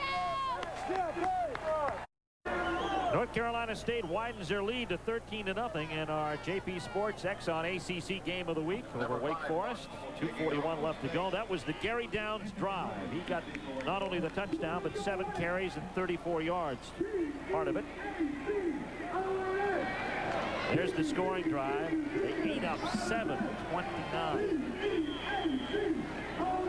17 plays as a way of doing that, you know. And only 2 passes. 1 pass, actually. Here's Williams at the 15. As a hole. And the kicker, Mark Faubel, has to bring him down at the 42-yard line. It's a 26-yard return. And that's pretty much on the average that Anthony Williams was able to get for Wake Forest a year ago. Well, NC State hoping that the elevation of the kick will enable their coverage people to get down and stop Anthony Williams, but he was still able to pick his way through and get out over the 40-yard line. Wake moved it on their last drive, but they came up empty. They've got to score here in this first half. They have good field position to start here. They're on 41. It's Mills in motion. West to throw. He's got a man open. It's going to be Dixon at midfield and into North Carolina State territory at the 44-yard line. Billy Ray Haynes back in the lineup. He makes the tackle. That man, Dixon, got 2 touchdowns a week ago. Todd Dixon, 2 catches for 2 touchdowns for 122 yards a week ago. Ran a deep turn-in route. Young man has averaged almost 25 yards a catch in his career. 13 consecutive quarters. This dates back to last year with a win over Duke. For NC State's defense, here's West scrambling and runs out of room. Throws it away. The announcers for this game are selected and compensated by JP Sports. This broadcast is a copyright presentation, and any use of this broadcast without the express permission of the Atlantic Coast Conference and JP Sports is prohibited. Second time this afternoon we've seen Keith West on a scramble all of a sudden get hemmed in by the sidelines. He had John Henry Mills out in front of him, so he threw it about 10 feet over John Henry's head, and here comes Billy Ray Haynes. He says, what do you mean bad angle? Second down and 10 for Wake. 2 minutes left to go. The first half of play. West back to throw. Leach was open momentarily, but here's Mills. At the 21-yard line of NC State, Mike Reed drops him out of bounds. I can see why the players like Keith West so much here at Wake Forest. Again, under pressure, without really being able to set up, he throws a ball right into the middle of coverage perfectly to his tight end, John Henry Mills. 22 yards on the reception by Mills. Wake Forest now up over 130 yards passing so far this afternoon, about 36 on the ground, and they're knocking on the door. They have all their timeouts left, 1:54 left to go in the first half. First down from the State, 21. Pass incomplete for Leach, covering Reed once again. That stops the clock with 1:51 left to go. We may see them come back to that play and run Leach on an out and up situation. Mike Reed had single coverage, and he was flying up from his strong safety spot to try and make a play on Leach. If Keith West has time, he could have pumped and sent Leach up the sidelines, and he would have been all alone. Wake Forest very much wants to get on the board. They've had a lot of offense. They've had the ball a lot this afternoon, but they have nothing to show for it yet. Kennedy, the lone setback. The pass complete to Mills. Mills looking for running room, but NC State's not going to give it to him. Gianamore was the first man to slow him down, and then there was some cleanup work done inside. Clayton Henry got to the spot. It's a gain of about 3, and we have a timeout called by Wake Forest. Well, third down situation here, as you mentioned, Steve. They've got to come away with points here, and they really don't want to do a field goal here. And we're going to return after these messages from North Carolina State University and Wake Forest University. Welcome back to Grove Stadium in Winston-Salem. Here's the situation. Wake Forest down by 13. They're 3rd and 7. They're at the North Carolina State 17-yard line. A little under 2 minutes to go first half. Little flare pass to Nibala, incomplete. And that will probably bring the kicking unit on, and Mike Green will be on to attempt what looks like to be a 34-yard field goal. Well, they had the play called for what they anticipated the defense doing. They thought State would blitz heavily. They sent everybody. But unfortunately for Wake, Keith West didn't have time to set to throw the ball to Nibala, and then David Merritt did a good job of slicing through the blockers and making sure that the Wake fullback couldn't come up with the football. Chris Patopis will hold for Green, who missed one from 32 yards out first time around. This is a 34-yard kick. It is good. And the shutout drought is over. Wake Forest becomes the first team in 13 quarters to score on North Carolina State's defense.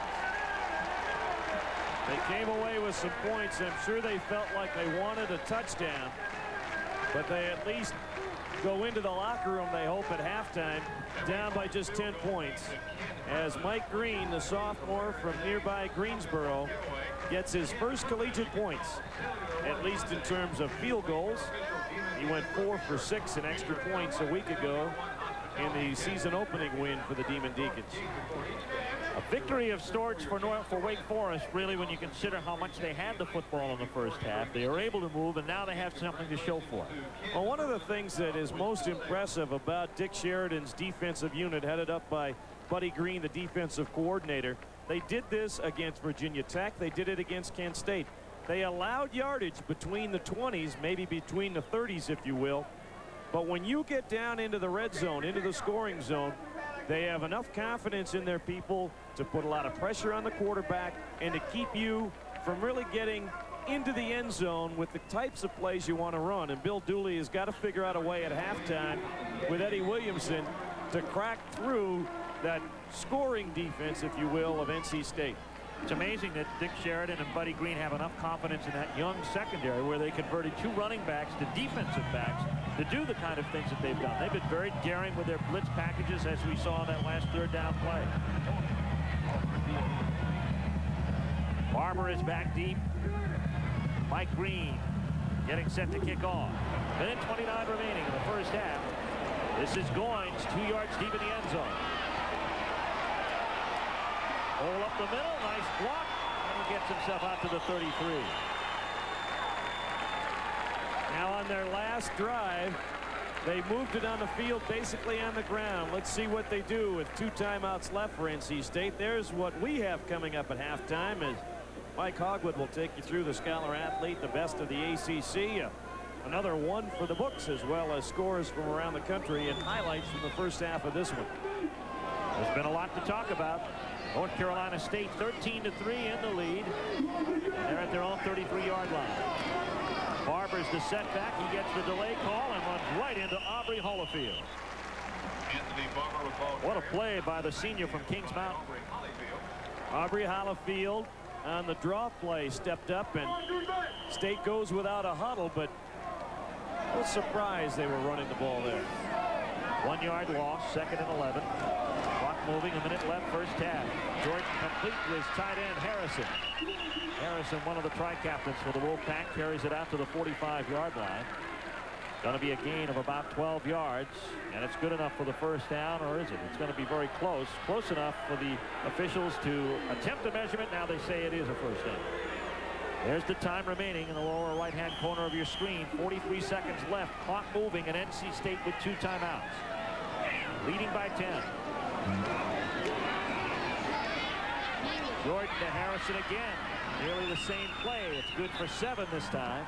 Now they'll use one of their timeouts if they can get the attention of Terry Jordan. There it stops with 26 seconds left. Now Damon Hartman last year kicked a 56-yard field goal against North Carolina.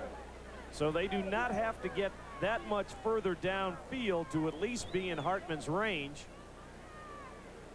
With 1 timeout remaining and the ability to stop the clock at least momentarily when you make a first down. Now there is a breeze here today, Jack, but it is blowing across the top of the stadium, across the field. It is not much of a factor. However, it is blowing at such an angle that when you get down into that end zone area, that would come out at an angle at you. So it will be a slight factor, but not much of one. It is not at either team's back here as we look this afternoon. Beautiful day for football as you see the flag in the end zone. They don't have the little streamers that are sometimes hung from the top of the goalposts that can give you a little better idea of how the wind is down at field level. Got to put a sign down there and say, you figure it out. Pick up a piece of grass, throw it in the air, and see where it goes. 2nd down coming up now for North Carolina State. They have 1 timeout remaining, 26 seconds remaining in the first half. Liddell George, the lone setback, indicating pass. 2nd and 2. He's got time. Here's Jordan. Incomplete, intended for Chris Williams. Coghill is covering on the play. Stops the clock with 21 seconds left. Chris Williams, the senior out of Cleveland, Ohio, is a very interesting story. He's not even in their media guide. As you look at Damon Hartman, you see what he has done for more than 50 yards. Chris Williams had a severe ankle injury last year, did not play. They did not expect him back this year. As I said, to the point they didn't even have him in the media guide, but he came out preseason and has been an effective contributor for them. 3rd and 2. Wolfpack up by 10, looking for a first down and maybe one other play to get their team in line for a field goal. Flare pass goes to Davenport. He cuts upfield. We have a flag on the play at the 43-yard line. See what this penalty is going to be as Lamont Scales makes the tackle. It's in the holding area. No ineligible receiver downfield. Now you might say, why was that called? Well, offensive linemen can be downfield on a screen pass if the ball is caught behind the line of scrimmage. So we'll get the official indication. Downfield, penalty, 5 yards, previous spot, 3rd down. But what had happened there on the pass completion to Charles Davenport, he caught the ball at the yard marker that he thought meant the line of scrimmage, but that was actually a yard or two ahead of the chain, so it was over the line of scrimmage. No loss of down. Got to play it again with the 5-yard penalty. 3rd down and about 8 now. 7.5 actually. Ball pushed back into North Carolina State territory at the 48. 13 seconds left. State with 1 timeout. Wolfpack leading here 13-3.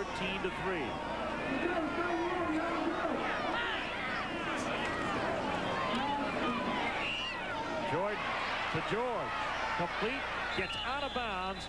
And the time runs out. 15 yards on the play, but time expires here in the first half.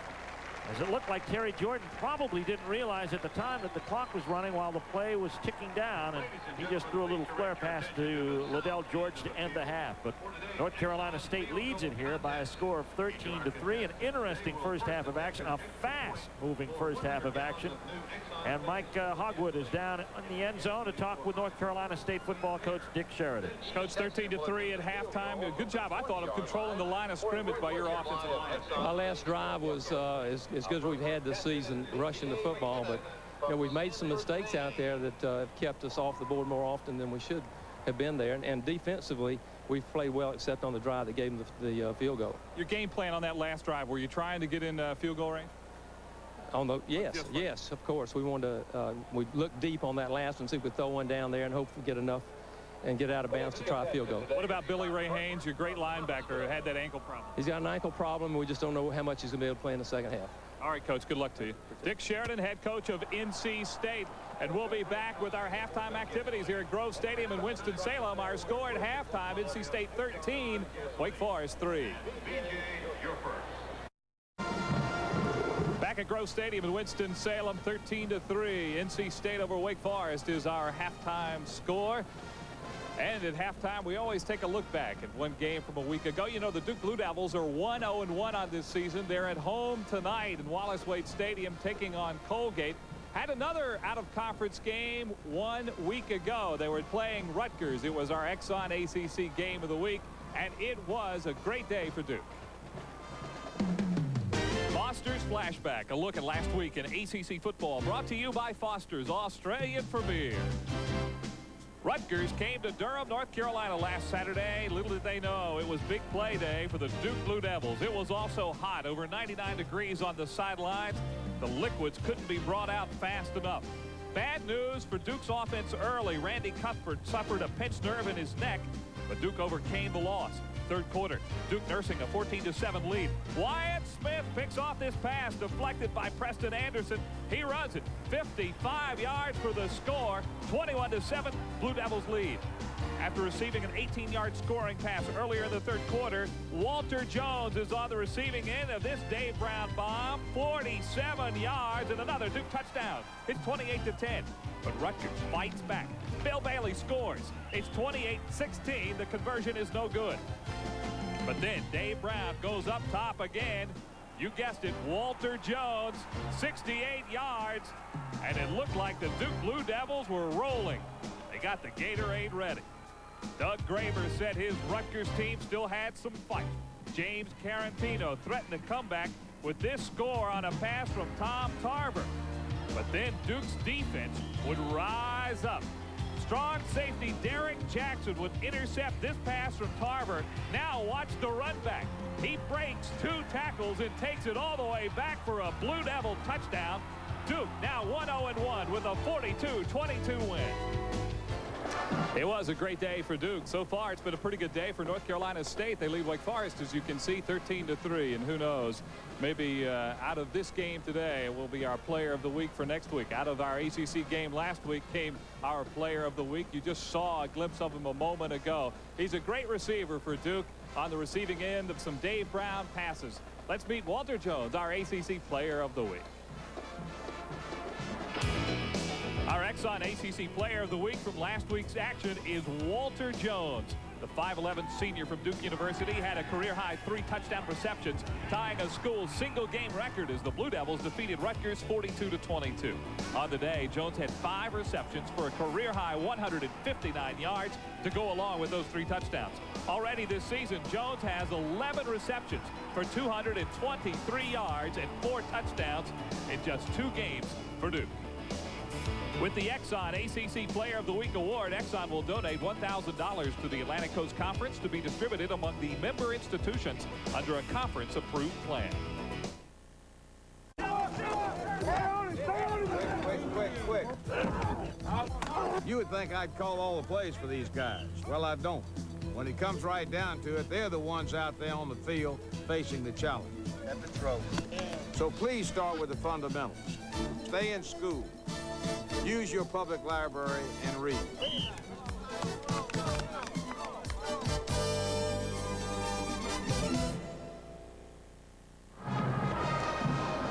The Wake Forest band performing here at halftime at Grove Stadium, Winston-Salem, North Carolina. But the home-standing Deacons trail by 10 points to the Wolfpack of North Carolina State.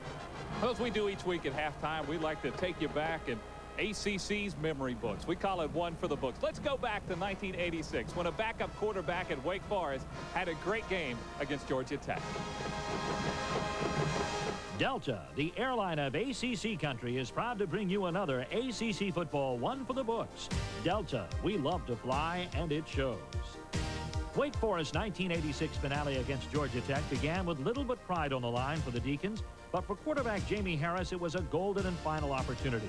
Georgia Tech had a Bluebonnet Bowl berth to play for, and Darrell Gass got the Yellow Jackets out front with his fake field goal touchdown pass to Tim Mannion.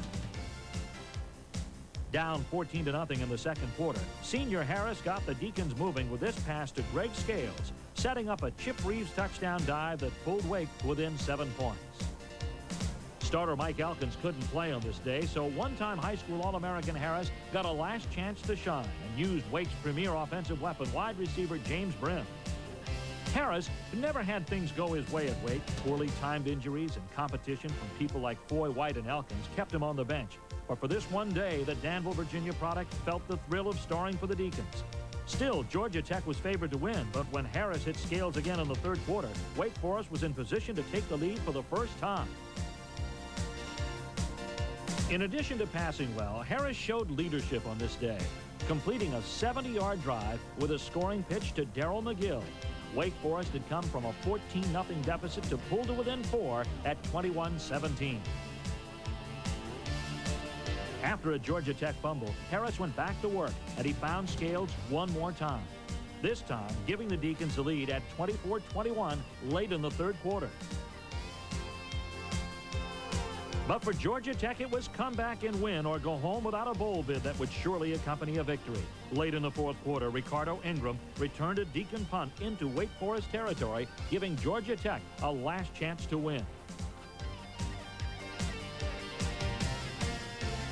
With time running out on the Yellow Jackets, Darrell Gass' 3rd and 10 pass was picked off by Deacon defensive back A.J. Green to preserve the victory. The Deacon defense had stopped Tech on its final 4 possessions, and a Wake Forest team that had lost close games all season long had finished with a satisfying win. and senior Jamie Harris had at last become a Deacon hero in his final try. This has been another ACC Football One for the Books, brought to you by Delta Airlines. We love to fly, and it shows. Well, this year's version of the Wake Forest Deacons involved in a close one with NC State. State with a couple of touchdowns by running backs Gary Downs and Greg Maynor lead Wake Forest 13-3. Right now it's time for us to take a look at some statistical categories around the league and see just who is the best in the ACC. Now let's take a look at Diet Pepsi's best of the ACC, and we'll start with the rushing category. Two players averaging over 100 yards a game, Ronald Williams of Clemson and Randy Jordan of North Carolina. Passing category, Dave Brown of Duke continues to lead. Keith West of Wake Forest is second in the league in that category. Greg Lester of Georgia Tech, the league's leading receiver, followed by Walter Jones and Keith Ewell of Duke University. Leading tackler in the league, Mike Jamalowicz of Maryland, 17 tackles against Syracuse. Darryl Spells of Duke is second. And that's the Diet Pepsi best of the ACC. 13-3, the Deacons trail the Wolfpack. The Carolina Acura dealers are proud to bring you this segment of ACC football. And we'll be back in a moment after this word from your local ACC station. Financial services, better call Jefferson Pilot. Down at Death Valley Tigers Stadium, Larry Ryan at a 25-yard touchdown run, but look at the score, 7-7 in the second quarter. Army in front of North Carolina. That's a surprise in the second quarter. Mississippi State, what a job Jackie Sherrill's done there. They're tied with 6th-ranked Tennessee. That also in the second quarter. It's Kentucky and Indiana scoreless in the second. Princeton by a touchdown over Jack Corrigan's alma mater. And number 11, Notre Dame and Michigan State are tied. That ball game has just gotten underway. Our score here at Grove Stadium is 13-3. NC State out in front of Wake Forest. All right, now it's time, as we like to do every week at halftime, to tell you about somebody who not only excels on the field but in the classroom as well. The ACC Scholar Athlete of the Week is presented by Infiniti, who invites you to guest drive their full line of performance luxury automobiles. Today's award goes to John Sentz of Wake Forest. He's a track team member, a distance runner, senior from Milford, Ohio. Finished 12th in the ACC cross-country meet last year, helping Wake Forest to its second straight league championship. GPA of 3.2, and he's got a double major in economics and German. Congratulations to John Sentz, who's our student athlete of the week. Well, Steve and Jack are standing by to talk about this first half. 13-3, the Wolfpack lead by 10.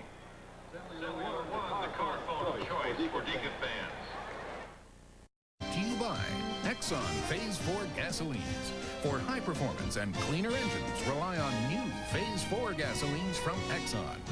By Infiniti, who invites you to guest drive their full line of performance luxury automobiles. By BC Headache Powder. Pain reliever is what stops a headache, and BC has more pain reliever than goodies. By Lowe's, where home improvements begin. By your local Carolina Chevrolet Geo dealers. In the Carolinas, the place to be is in a Chevrolet or Geo. And by Schlitz Malt Liquor. No one does it like the Bull. On the sidelines now with Bill Dooley. Coach, you had a great drive there before the end of the half. You threw the football a lot. Are you going to come out throwing here in the second half? Well, we're going to have to put some runs in there. We've been able to throw the ball pretty well, but we haven't been able to move the ball on the ground. The other thing we've got to do, Mike, is tackle better. We have not been a good tackling defensive football team the first half. But you're still in it. Yeah, we're in it, and I think our football players are going to make a good show of it. All right, that's the word from Bill Dooley. Let's go up now to Steve and Jack. Thank you very much, Mike. And the first half has been an interesting one, especially NC State came into this ballgame wanting to run the football and run it successfully, and they have. Greg Maynor was the first guy to take them over, and Gary Downs has done the same thing. Well, they had two impressive drives to put their points up on the board. The first drive that led to the Maynor touchdown, they did a lot through the air before their big fullback getting his first significant playing time of the year, put it into the end zone to put NC State on top. They missed the extra point, so it was 6-0. Then in the second quarter, a long drive in which there was only one pass of the 17 plays was topped off by Gary Downs as he put it into the end zone. 13-0 NC State. Then late in the second quarter, Mike Green kicking the field goal for the Demon Deacons.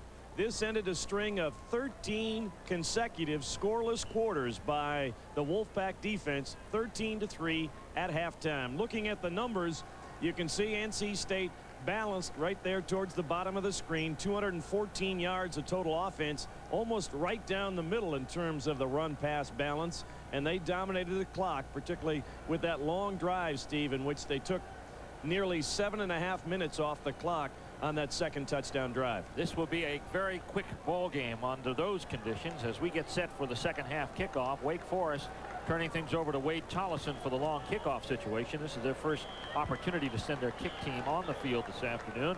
And NC State back in return formation. Anthony Barbour is deep, and we are underway. NC State leading here by 10. Here's Goins getting up over the 10. Out to the 15-yard line, brought down at the 19-yard line. That's where they'll start first and 10. North Carolina State has had some deep drives today, and as Jack said, they've taken a lot of time off the clock alternately. They've run the ball successfully. They've sprinkled in some passes, but it's seemingly only when they have had to this afternoon. And Gary Downs showed the way late in the first half. Anthony Barbour and Greg Maynard early on. Well, they got a great push from their offensive line, particularly in the second quarter. They want to try and maintain that line of scrimmage dominance in the second half if they can. Jordan finds the first man through. Barbour up over the 20-yard line out to the 23. The tackle by Marvin Mitchell, a gain of 3 on the play. Marvin Mitchell making the stop. North Carolina State, Jack, came into this ball game really throwing the ball an awful lot on first down, up to 50%. We've seen little of that today. They've primarily been a run team on first down. Well, I think some of that was predicated on the ball game they had with Virginia Tech. And then last week, they just had a lot of turnovers, and you want to strike quick after turnovers. Chad Santee is wide out. Back to throw. Here's Jordan looking for his man. That's Goins. Gets away from one man. Got away from Lambert, but Maurice Miller is the man who drives him out of bounds after a 20-yard gain. Ball marked out to the 43-yard line. We saw Eddie Goins make a nice catch and run in the first half, and they are starting to go to this young man a little more frequently. But then again, with that stable of receivers, Mr. Jordan can throw to any of a half dozen different guys. 4 catches for that young man thus far this season, 2 today. Barbour, not much going at the line of scrimmage. Marvin Mitchell is the man who made the initial stop. Mitchell out of Eastville, Virginia. Gain of about a yard. Reconstructive knee surgery put Mitchell down a year ago, but they are glad to have him back in that defensive line. Well, you like having guys who are 6'6" and 300 pounds back on your defensive line. They can play anywhere they want to. That's right. They have an ability to do a few things there. Get in the way, and that time he got in the way of Barbour. Stopped him for a 1-yard gain. 2nd and 9. Harrison acting as an H-back. Line up. Jordan trying to get away. Trent Brody was the man who wrestled him down at the 40-yard line. It's a loss of 3. They align their defensive front away from the strength of formation and then rotated their secondary towards the strong side of the NC State attack. Brody was able to slip in underneath, and when Jordan had to hesitate because of all the bodies out in front of him, Brody made a nice tackle. 3rd down and about 12. NC State with a 10-point lead, needing to convert to first right here.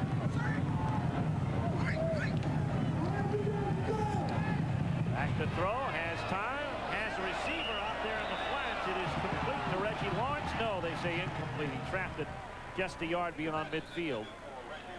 And even though he won't get credit for it, give Trig Brody, well, what's the end of the play here as Reggie Lawrence short hopped that ball, didn't have control of it as it went under his body, but Trig Brody hit Jordan just as he threw the ball, and that affected the flight of the pass. Kilpatrick, a couple of punts. The average is low, but one was deep in Wake Forest territory. There's the snap. Coghill is waiting deep. There's 22. And finds his way up over the 33-yard line. Cute battle, and The long snapper, David Inman, in on the stop after the 38-yard punt. It's an 11-yard return. North Carolina State leading Wake Forest by 10. We'll be back. Schools used to be neighbors in Wake County, North Carolina, until Wake Forest moved to a site about 100 miles west back in the mid-50s. Here's Keith West. Naked pitch. He's throwing to John Henry Mills. It just dropped in coverage by Mike Reed. Mills had to come back for the ball. Let's get down to the sidelines and Mike Hogwood. Well, guys, some good news and bad news for NC State injury-wise. Wide receiver Ray Griffiths had a hip pointer on that last drive before the first half. He will not play anymore today. On the other hand, Billy Ray Haynes, the linebacker, his ankle's feeling a lot better, and he's in there right now. The wind, excuse me, Steve, I was going to say the wind has picked up a little bit, and it's in Wake Forest face. That ball really hung up on Keith West on first down. 2nd and 10. Wake Forest at their own 33. Option pitch out to Williams. Williams is trapped from behind by Billy Ray Haynes. He comes up hobbling a little bit, but Billy Ray is there again. The senior out of Forest City, North Carolina. 262 career tackles coming into this season. He had one of the Wake Forest offensive linemen kind of roll onto that ankle as he was going by, and you can see how intent he was. He ran out and made the tackle and then got up and said, "Oh, my ankle hurts." 3rd down and 6. Wake Forest trailing by 10 at their own 37-yard line. Keith West flips over the interference. Looks downfield, just threw it away, intended for Bobby Jones. That time it didn't help that he ran into his blocking back. Well, he ran into his blocking back because Tyler Lawrence unloaded on Bob Nibala, who was trying to provide an escort for West around the corner. I mean, Nibala, it was like he ran into a wall. So the defenses take over. Wake's plays well, and now North Carolina State's responds and puts Wake Forest in punt formation. Kim Sheik is getting set to do it. 4th and 7. Liddell George to receive. Returnable kick at the 33. Moves himself 10 yards upfield to the 43, a 42-yard line. It's a 30-yard kick and a 10-yard return, as Wake Forest Kim Sheik had to kick into that wind that Jack mentioned is picking up considerably now, and it's now starting to become a factor where it wasn't in the first half. Well, something that neither side wanted to begin the second half, a 3-and-out situation. Boy, so often a football game is won in the first 5 or 10 minutes of the third quarter, whichever team can establish some dominance. That's still up in the air here. High power right formation with Harrison stationed alongside Maynard for Anthony Barbour. Back to throw. Jordan downfield. Wants Davenport, double coverage. George Coghill and Lamont Scales on the path. And that was a wind factor as well. That ball sailed on Terry Jordan in the breeze. He'll be throwing his passes next week against the Tar Heels of North Carolina. 12 o'clock, our Exxon ACC game of the week. Remember how last year's game ended with Damon Hartman kicking a 56-yard field goal as time expired. 12-9 verdict, and it's sold out. 50,000 at Carter Finley Stadium next week. Option pitch to Barbour. Maurice Gravely makes a great stop at the 40-yard line. A 3-yard loss on the play. Boy, this is just great cornerback technique. Watch Gravely keep his outside shoulder free. His left shoulder. Did not allow Reggie Lawrence to hook him. You teach your cornerbacks to keep that outside half of your body free. We said Gravely, it was that guy right there, Lamont Scales, who had come up to make the stop. Whomever, it was a great play. 13 yards for the first down. 3rd and 13 coming up. Pass is complete to Goins. They mark him down at the 48-yard line, but he's going to be well shy of a first down. A gain of 8 on the play. It'll bring up 4th down and 7, and 3 downs and out again. Here comes the punting unit. Well, when your 1st and 2nd down plays give you negative yardage and you're in 3rd and long, you're not going to be successful all that often, and Dick Sheridan knows that cannot continue for his Wolfpack. Kilpatrick is out there to punt. Back deep for Wake Forest, George Coghill. The wind is at Kilpatrick's back. Kick is a good one. It'll roll into the end zone for a touchback. And we'll take a break in the action. With 10:07 left to go in the third quarter of play, North Carolina State leading Wake Forest 13-3. We now pause for a word from your local station. Welcome back to Wake Forest University, Grove Stadium here in Winston-Salem. North Carolina State leading Wake Forest 13-3. Steve Martin here along with Jack Corrigan and Mike Hogwood. 1st and 10. Wake Forest taking the ball over at their own 20. To the touchback. Keith West passes out, complete, and that's to John Leach, who's been his leading receiver thus far this afternoon. Tyler Lawrence on the tackle. Tyler Lawrence, there's an exclamation point on that hit, but John Leach able to stay with it. They get 5 yards. That's exactly what they want to do. Set up 2nd down and 5.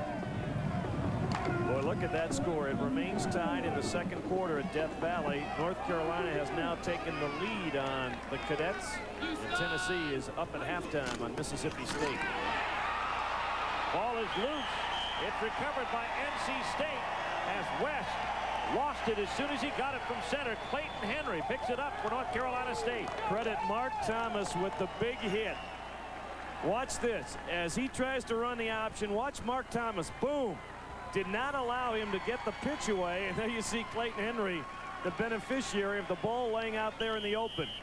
After the play fake, Thomas right there. He just crushed Keith West. Turnovers have been a key in this series over the years, and they have reared their head here in the third quarter. North Carolina State with an opportunity at the Wake Forest 22. 1st and 10. Hand off to the fullback. Straight ahead, Chris Cotton inside the 20 to the 18. Brought down on the play by Dyron Reynolds. Well, the important thing on those turnovers, Steve, is not only are you creating those turnovers, but NC State in the first 2.5 games of the 91 season has done a good job of taking care of the football, not making turnovers on their own part. When you get the big advantage in that plus-minus category, you're going to win a lot of football games. Goins and Davenport are split wide to the top side on 2nd and 7. Cotton is back there with Gary Downs. Pitch to Downs on the corner. Downs brought down at the 16-yard line. Went laterally, excited a lot of people, and then went down in the grasp of Trig Brody. 3 yards on the gain. We look at Dick Sheridan and coaching staff on the far sideline for North Carolina State. So far here in the third quarter, the Wake defense has done a better job with their perimeter people on stopping the option run. Reggie Lawrence occupies the slot to the wide side.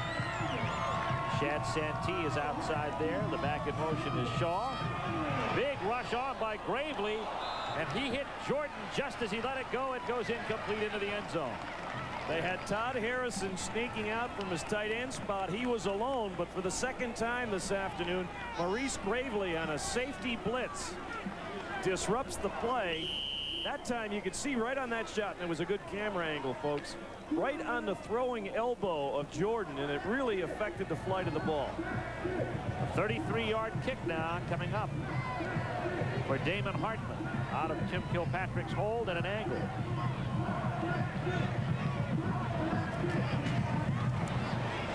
Hartman's kick is good.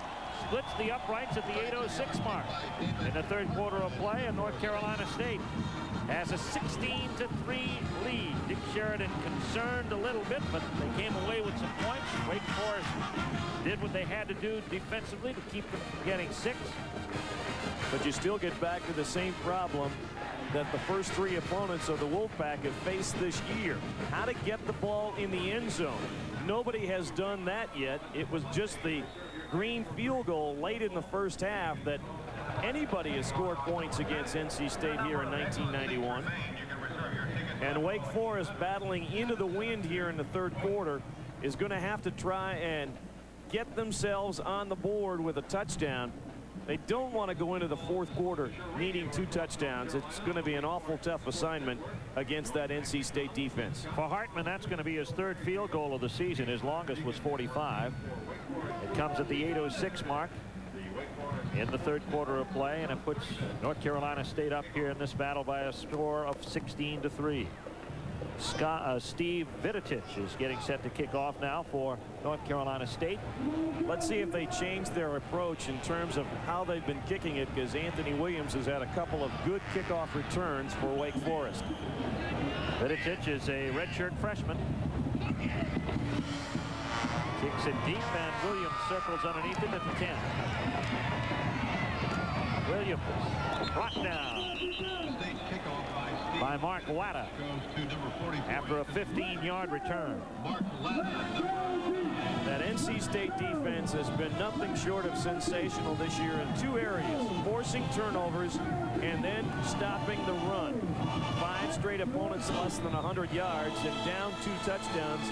I would not expect Wake Forest to run the ball a lot in the remaining quarter-and-a-half years, so that string could go to 6 straight games. Keith West looking at a 4-man rush as Clayton Henry lines up back there, and he'll go to Anthony Williams first time out. Gets a little running room over the 35-yard line. 2 inside linebackers on the tackle, David Merritt prominently, and Billy Ray Haynes helps out. One of the areas that NC State has been able to deny Wake Forest for the most part, Todd Dixon going deep. Dixon, who had the long touchdowns last week, has caught a couple of balls, but they have been in the medium range variety. They've really reduced Wake's passing attack to 5 yards to the sideline, just the short stuff. Good play fake by West. He's going long. He's got a man out there. It's intercepted by North Carolina State. Dwayne Washington picks off the pass intended for Roger Pettis. Dwayne Washington, the guy who took over for the great Joe Johnson in terms of being a coverage man at cornerback, comes away with his 2nd interception of the season. North Carolina State will take over on the 3rd turnover of the day with 7:22 left to go in the 3rd quarter. They lead by 13. Welcome back to Grove Stadium. There's the situation. 7:22 left to go in the 3rd quarter. North Carolina State leading 16-3, and the Wolfpack has just picked off a Keith West pass to retain possession. 3rd turnover of the day. They start 1st and 10 at their own 25. Shad Santee is split out wide. That's Washington's 2nd interception of the year. Gary Downs gets the handoff, and Downs gets up over the 30-yard line. Dyron Reynolds is there to make the tackle. One more look at the Dwayne Washington interception. Credited to be the best coverage man in the secondary for NC State. Boy, that's just good positioning against Roger Pettis to make the interception.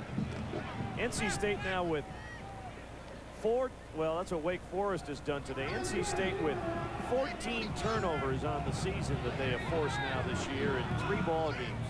They've made Wake Forest pay for their mistakes. 2nd down and 5. Straight ahead with a fullback Maynard that time out to the 34-yard line. Pickup of 3. It'll bring up 3rd down. Well, it was turnovers that preserved the victory against Virginia Tech. We've got Aubrey Hollifield shaken up, and the medical staff of the Demon Deacons goes out to take a look. Hollifield has played a steady game inside. Nose tackles don't often get an awful lot of notice, and sometimes that's good because they're taking care of other things rather than picking up tackles. Bill Dooley in his 25th year of college coaching, and boy, what a great quote they had from Bill this week. He talked about all the changes and things that have gone on in football, but he says it's not that different. He says, you know, they talk about this run and shoot offense now. He says, I've had that for years. He said, I'd call a running play and all the fans in the stands would go, shoot. Let's go to the sidelines and Mike Hogwood. Well, guys, after that interception by Dwayne Washington, the defense all got together, and their big shout on the sidelines is no touchdowns, no touchdowns. They've given up points today, but they still haven't allowed a touchdown this year, and that's the defense's big goal today, is to keep Wake Forest out of the end zone. 3rd down and 3. 16-3 the score. North Carolina State with the ball and the lead, and Gary Downs is greeted heavily at the line of scrimmage. Get maybe about 2 yards, but he's going to wind up shy of the 1st down. Dyron Reynolds, the sophomore out of Aiken, South Carolina, stepped into the hole and stopped Gary Downs. Well, when you are able to bench press 405 pounds, I think once in a while you can step into a hole and stop a running back. Yep. Gary Downs can gladly attest to that. Well, I don't know about gladly, but he'll attest to it. Coghill is back to receive the kick of Tim Kilpatrick. While NC State has been able to stretch their lead, their offense has not been able to produce the kind of points that Dick Sheridan wants them to. Here comes Coghill from the 25. Big block on the corner, and he gets up over the 35-yard line out to the 38. It's a 39-yard punt and a 12-yard return. Ron Lambert makes the tackle. We have a flag on the sideline. We have a couple of flags. Got a flag at the top of your screen right there for an illegal block. Great block there. That's Lambert. He made the block, I meant to say. And then there was another flag right at the end of the play in front of the Wake Forest bench right there, a late hit. And then some extracurricular activity. So it'll be a choice for NC State. I'm sure they'll take the first block, the clip back at the 33-yard line, unless the personal foul was a dead ball, which against Wake Forest for clipping. I don't know if you tack the two of them on or not. No, I think you take the most advantageous, I think. That's what I would guess the call will be. Also a dead ball, personal foul against Wake Forest. They're marking off the yardage now. The discussion going on down at the 38-yard line.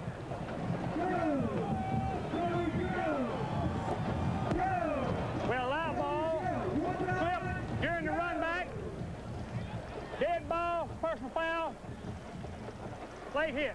You take them both. March it back to the 18-yard line. Now the 18-yard line would be for the clip. Now if they're going to take it back further, they'll move it back from there, and that would be half the distance. Well, see, first you mark off the clip, and then that will be 1st and 10 from that spot. Then you do the dead ball foul, which would be half the distance to the 9-yard line, so you will have 1st and 19. An odd call, but that's how it goes. The dead ball foul coming after. Wake has had 3 possessions so far in the second half, and they've not been able to do anything with it. Still looking for their first down of the second half. This is the worst field position that either team has had, and Keith West looking into a wind that seems to be stiffening now, Jack, right in his face. Greg Long is split to the top side on 1st and 19. Here's Williams. Nice block by Kennedy, but a nice tackle by Clayton Henry at the 9-yard line. There's no gain. They had Mike Reed coming up quickly from the strong safety spot. Mitch Kennedy was able to put the block on him, but it forced Anthony Williams to bounce outside right here. You see the block there? Well, actually, it was on David Merritt, but once he bounced outside, Henry's speed, he was able to run down Williams. 2nd and 19. Henry, quite a story. 102 tackles as a true freshman. Here's Williams again. This time the running is better on the left side out to the 18-yard line. Billy Ray Haynes and Mike Reed in on the tackle. It's a gain of 10. He's still going to be shy by actually about 9 or 10 yards of the first down. It'll bring up 3rd and 9. You hate to talk about crucial plays with almost 19 minutes of football, more than 19 minutes of football yet to be played. But this really is for Wake Forest. They have to get a first down to give their defense a breather. They don't want to have to punt into that strong wind. Wake is 2 out of 5 on 3rd down conversions. They trail by 13. 3rd quarter action, West to pass. Here's Mills. Good open field tackle by Merritt to slow him down. Haynes to clean it up at the 24-yard line. A gain of about 6, maybe 5. That's all.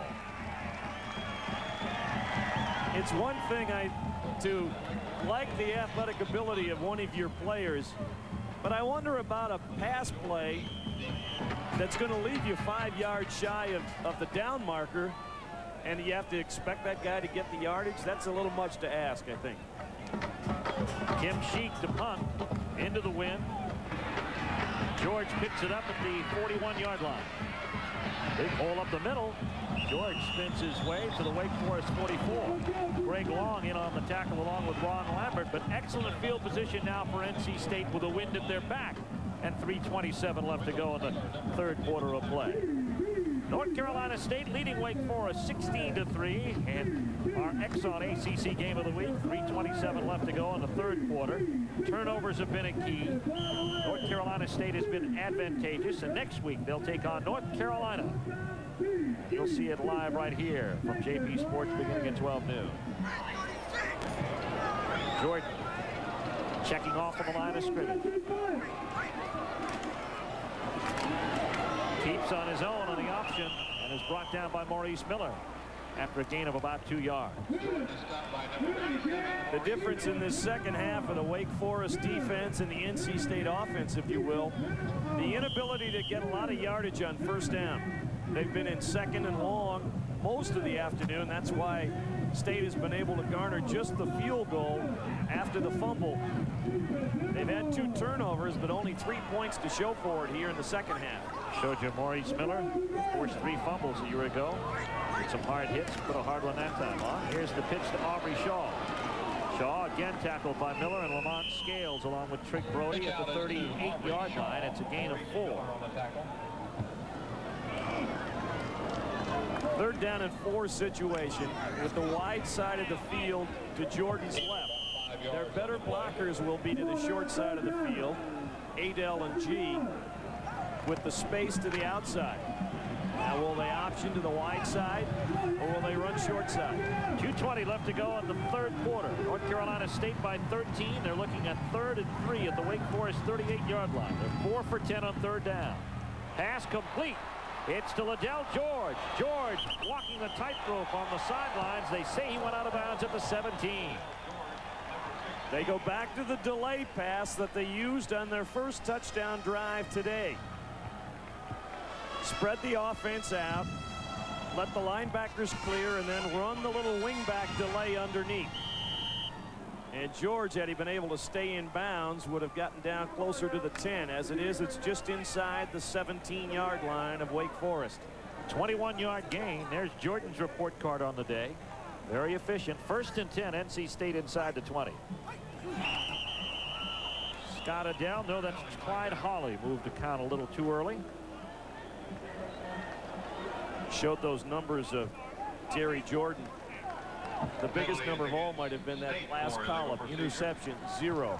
He has thrown just 2 interceptions through 2 3/4 games this year. And when you've got a defense creating all the turnovers, if you minimize them on your offensive end, you're going to win football games. Might not always be the most entertaining, but it can be the most effective. He threw only 5 last year, taking over about mid-season this quarterback. Quiet young man out of Tampa, Florida. 1st and 15. Here's the draw play to Shaw. Up over the 20, back to about the original line of scrimmage at the 18. A gain of 5. Thompson is in on the stop. Aubrey Hollifield is back out there as well. Go back to the scoreboard. Clemson with a touchdown lead at halftime, but that's a lot closer than people had anticipated. Notre Dame trying to bounce back from its loss to Michigan last week. And my alma mater's getting skunked. They're getting skunked. Boy, look at your shoulders sink on that. I know. Your alma mater is taking it on the chin. 2nd down and 11 now for NC State. Jordan to throw. Has a man in the end zone. Touchdown, Robert Hinton.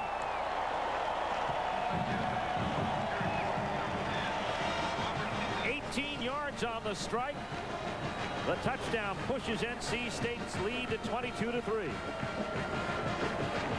They caught Wake Forest in a 2-deep zone, and Robert Hinton, the sophomore from Garner, North Carolina, running a post route, splits the seam, and Jordan delivers a strike. See, right there, right in the seam. Look at all the Wake guys. They're close, but not close enough. Kilpatrick to hold for Damon Hartman on the point after. He's missed one today. Kick is up, and it is good. And that furthers North Carolina State's lead to 23-3 with 1:25 left to go in the third quarter, the biggest score of the day. We're going to get one more look at the touchdown from the same angle, but Why is a post pattern so effective when you get a team in zone coverage down near the end zone? What happens, there's not enough time to pass that receiver from the cornerback to the safety man because the quarterback's going to deliver the ball sooner. You can see right there, Gravely gives them up to the deep safety man, but it's not enough time for that safety to react to the slant move of the receiver. If the quarterback has his timing right, you're going to complete that more often than not. NC State gets another touchdown through the air. That's what happened to Gravely and Lamont Scales that time around. As you look to the North Carolina State sideline, Mark Falble is getting set to kick. Derek Jordan now with 4 touchdown passes on the season and 10 in his career. Falble getting set to kick with 1:25 left to go. Wake Forest now getting the ball with a 20-point deficit staring them in the face. They'll have a little bit of an added benefit when we turn into the fourth quarter, Jack, because they will have the wind at their back in the fourth. They're going to need every advantage they can get. The ball falls off the tee. Maybe indicates a little bit of how the surface wind is blowing down there. Well, those soccer-style kickers, they sometimes put that ball on the tee in some of the weirdest angles you could find. It's amazing the ball stays up at all sometimes. So Falble will try it again. North Carolina State had a 13-quarter shutout string going in regular season play. And 3 shutouts consecutively until today. They still haven't scored upon touchdown lines. Here's Williams. Threads his way to the 24-yard line. Brought down there quickly by Walt Gerard. Also in on the stop, Damian Covington, and that's where Wake Forest will start first down. Let's go to the sidelines and Mr. Hogwood. Guys, it may be Garner High School day here today. John Leach, the running back for Wake Forest, is from Garner. Anthony Barbour, the tailback, is from Garner. And Robert Hinton, who just caught that touchdown pass, is from Garner High School in Raleigh. No wonder they won the state championship a couple years ago with those guys. And Leach was a linebacker on that same team. Of course, Anthony Barbour was running roughshod over everybody for 47 touchdowns. First man to the line of scrimmage. That looks like Kennedy. Handoff is to number 37, John. That's Leach instead. Leach gets the carry. Not much yardage there as NC State tightens up the middle. Look at the differences in productivity between the first half and the second half for Wake Forest. They had a solid passing half in the first 2 quarters, but just 10 yards here in the second half and the interception. Still looking for their first down in the second half with less than a minute to go in the third quarter. They're trailing by 20. Keith West scrambling away from Clayton Henry. Pass is incomplete. Intended over there for Bobby Jones, and he is covered by Sebastian Savage. But again, Keith West is getting caught looking too short. He had another man open beyond the first down marker. Went short to Bobby Jones instead of to John Henry Mills as tight end. And now he's into a 3rd and 10 situation. See, Jones is right there, and he dumps it to him. Well, maybe that wasn't such a bad. It was actually Leach downfield, and there was pretty good coverage from David Merritt. I don't think Bobby Jones thought he was going to get the ball, though. 3rd and 10. Wake down by 20. Sitting at their own 25. 7-step drop for West. Going upfield, incomplete. Intended that time for Dixon. Double coverage on the play. Sebastian Savage was there as well. 3 downs and out again for Wake Forest. The state defense is held, and they're going to get the ball back with 30 seconds remaining in the quarter. They're going to get good field position with another punt by Sheik into the wind. Sheik has had to struggle into the wind the last couple of kicks. He rushes on. Keeps it relatively low for George at the 38. And a good tackle in the open field that time by Wake Forest Wendell Taylor. Kim Sheik's 36-yard punt, a 3-yard return, and NC State will take over at its own 41-yard line. And this will be grinding time for Dick Sheridan's boys now. The clock is the thing they want to take care of right now as much as the Demon Deacons. 20 seconds remain here in the third. 23-3 in case you just joined us. Robert Hinton is back out there at split end along with Shad Santee. Barbour the setback. Give to the fullback, Liddell George. And he is hit by Dyron Reynolds as he goes straight ahead to the 45-yard line. It'll be a pickup of 4 yards. Clock moving down here in the third quarter with just 8 seconds remaining. They'll not get another play off before we turn them around. So that's the end of 3. And the North Carolina State Wolfpack comes on in the third quarter to further their lead with 10 more points. They lead at 23-3 over this Sun Splash Day in September. You're looking at Grove Stadium, the skyline thereof, Winston-Salem. There's our score in our Exxon ACC Game of the Week. 23-3, North Carolina State in the lead as we take the turn into the fourth quarter. Steve Martin, Jack Corrigan, Mike Hogwood. There's the handoff for NC State to Liddell George. Straight ahead to the 48-yard line. Gain of 3. Brings up 2nd down and 7. Turnovers have been the key in the second half. It's going to be 3rd and 2, rather. Turnovers have been the key all year for the guys in red and white. Bill Dooley hoping that his team can force a turnover here and try and get back into this one. 3rd down and 2 for North Carolina State. Jordan looking over the middle to his tight end Todd Harrison with the double coverage. Wendell Taylor and also Dyron Reynolds covering on the play. It's incomplete. The punting unit comes back on. Actually, the Wake Forest defense has played well here in the second half for the most part. Just they've been out on the field for so long. Actually, from the middle part of the second quarter on, the NC State offense has dominated the clock. A fumble that gave them field position for a field goal. And then a nice long march capped by a Robert Hinton touchdown reception. Put North Carolina State up by 20. There's Kilpatrick's kick. Fair catch called for by Coghill at the 16-yard line. A 35-yard kick and no return. And Wake Forest now with a wind at their back. And now the wind starts to die a little bit. So if you're looking at everything going wrong for Wake Forest at just the wrong time, that's just it. Even Mother Nature isn't cooperating. Notice Wake Forest has changed their helmet design this year. For a long time, they've had the WF on the side and inverted on the reverse side. They kept it a state secret through most of preseason and put the numbers of the players on the helmets for added accent this year. West 1st and 10. Pass time. Goes down to the sidelines. Incomplete, intended for Dixon.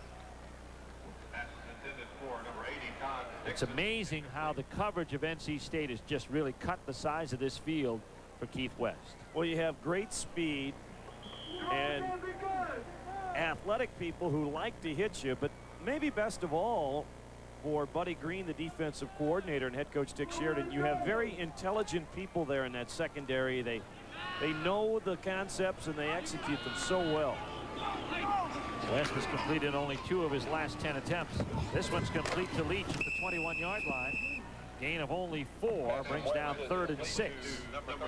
Keith Battle is in there on the tackle for NC State. To get back to the point I was trying to make there on the intelligence as you watch the short passes, not the ability this afternoon for Wake to get deep very often. Mike Reed, the free safety, is an accounting major. Ricky Turner, the other safety, is an engineering major. Sebastian Savage, one of the cornerbacks, is a mechanical engineering major.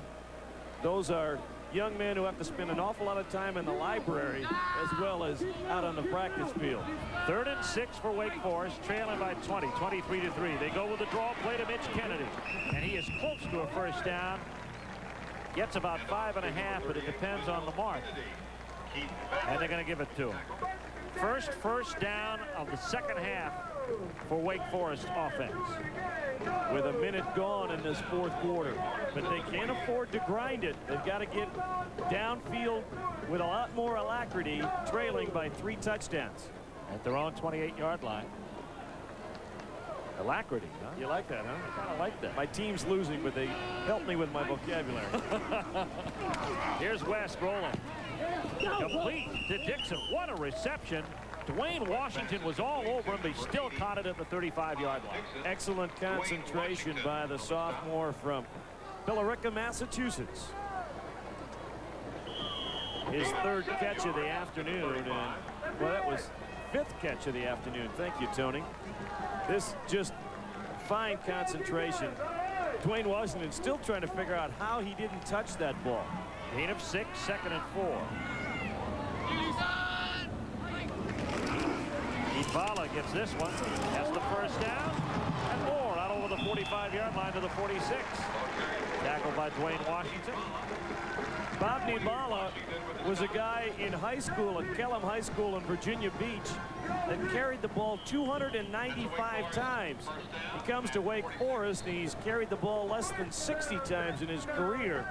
Great blocker, but he hadn't totally forgotten what it means to carry the football and how to get it forward. His 11 yards equals the longest run of the day for Wake Forest. West running for his life from Clayton Henry, going downfield once, great long. This one will be picked off. Picked off by Sebastian Savage. Very ill-advised pass there by Keith West. He knows he has to take the ball upfield, but look at all the space in front of him. He has a chance if he runs with the football to gain 5 or 7 yards. Instead, he throws it into double coverage. And Greg Long, in that kind of situation, has to make like a defensive back, and he did not fight for that ball very well. 13:01 left to go in the ball game, and North Carolina State leads by 20. We'll be back. Welcome back to Winston-Salem. There's Dick Sheridan, happy with the turn of events. Bill Dooley at the exact opposite. His team trailing here by 20. We're in the fourth quarter with 13:01 left to go. NC State with the football after the interception at their own 15. Handoff goes to Anthony Barbour. What speed Barbour has in the secondary. Jostles his way past Lamont Scales to the 47-yard line. A nice gain of 32 yards for Anthony Barbour. What a comeback for this young man, Jack, after 2 years of injuries.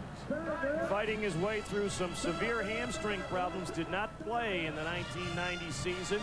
He is stronger, heavier, and more confident, the NC State coaches say. Well, when you run like that, you got a right to be confident. 9 carries, 77 yards for Anthony Barbour. As Mike Hogwood has pointed out, has capped a big Garner day here. Barbour again out to the 49-yard line. It's going to be a 3-yard gain. Tackled by Dred Boo. Tackled by number 55. Well, you've got you've got one of the pride of Garner High School, Barbour, averaging almost 7 yards a carry here in the 91 season. And then once you draw a beat on him, they bring in Aubrey Shaw and Gary Downs, and you're starting all over again because they're different type runners. Well, that's what North Carolina State wanted to accomplish today, and that is establish that ground game, and they have done it very successfully. 2nd down and 7. Hand off to Barbour. In fact, we're going to see nothing but the ground game here from NC State for a while. Dred Boo is in on the stop, along with Rudy Thompson for Wake Forest. It's a gain of 3. And it brings up 3rd down. Clock moving, 12:01 left. There's Dred Boo. Well, they wanted to establish their ground game because when they play teams like Clemson and North Carolina in the ensuing weeks, they're going to need to have a strong ground game. Boy, Notre Dame has got it going. Tough start for Michigan State. Boy, lose to Central Michigan and then I have to face Notre Dame the next week. 3rd and 3 for George. And he is swarmed in the backfield and knocked down. Anthony Coles is one of those who gets him, along with Maurice Gravely, who's had himself quite a day for the Wake Forest defense. Also by Maurice Bradley. They've had a great day alternately because they've had a lot of time to be out there and shine, and that has been unfortunate. Well, the Wake Forest offense has had the ball for only 5.5 minutes here in the second half of the 19 minutes that we have played. Kilpatrick's in punt formation now for North Carolina State. George Coghill is back at the 20-yard line. Nice kick by Kilpatrick into the wind. Coghill at the 6. And he's brought down there quickly by Walt Gerard, who's made a couple of special play tackles this afternoon. 51 yards on the Kilpatrick kick and a 7-yard return. That's the longest kick in Tim's career. Yes, it is. North Carolina State at Carter Finley Stadium next Saturday from JP Sports and our Exxon ACC game of the week. Most of these same stations at high noon. Wake Forest having trouble throwing the ball deep, Steve. They have thrown interceptions twice this afternoon trying to get the ball up the field. With time becoming a factor, they have to try and continue to do that, so the prospects are not real good. Heath West has a man in motion. That's Leach. Changes his role and throws it right into the hands of an NC State defender. Brought down at the 14-yard line. Keith Battle on the interception, the 5th turnover of the day, and North Carolina State is on a roll. Well, they rolled one way and then reversed action. It looked like a good concept. The only problem was Mr. West didn't see Mr. Battle. He figures he's got John Henry Mills wide open, and Battle sliding off of his outside linebacker spot gets the first interception of his career out of Asheville, North Carolina. That's the 3rd interception thrown by Keith West this afternoon. The 5th turnover. There have been 2 fumbles. Terry Jordan back out there at the Wake Forest 14-yard line. Barbour turns the corner. Scales tackles him at the 8-yard line. Tackle after a 6-yard gain. Injury on the field, and that is Scales.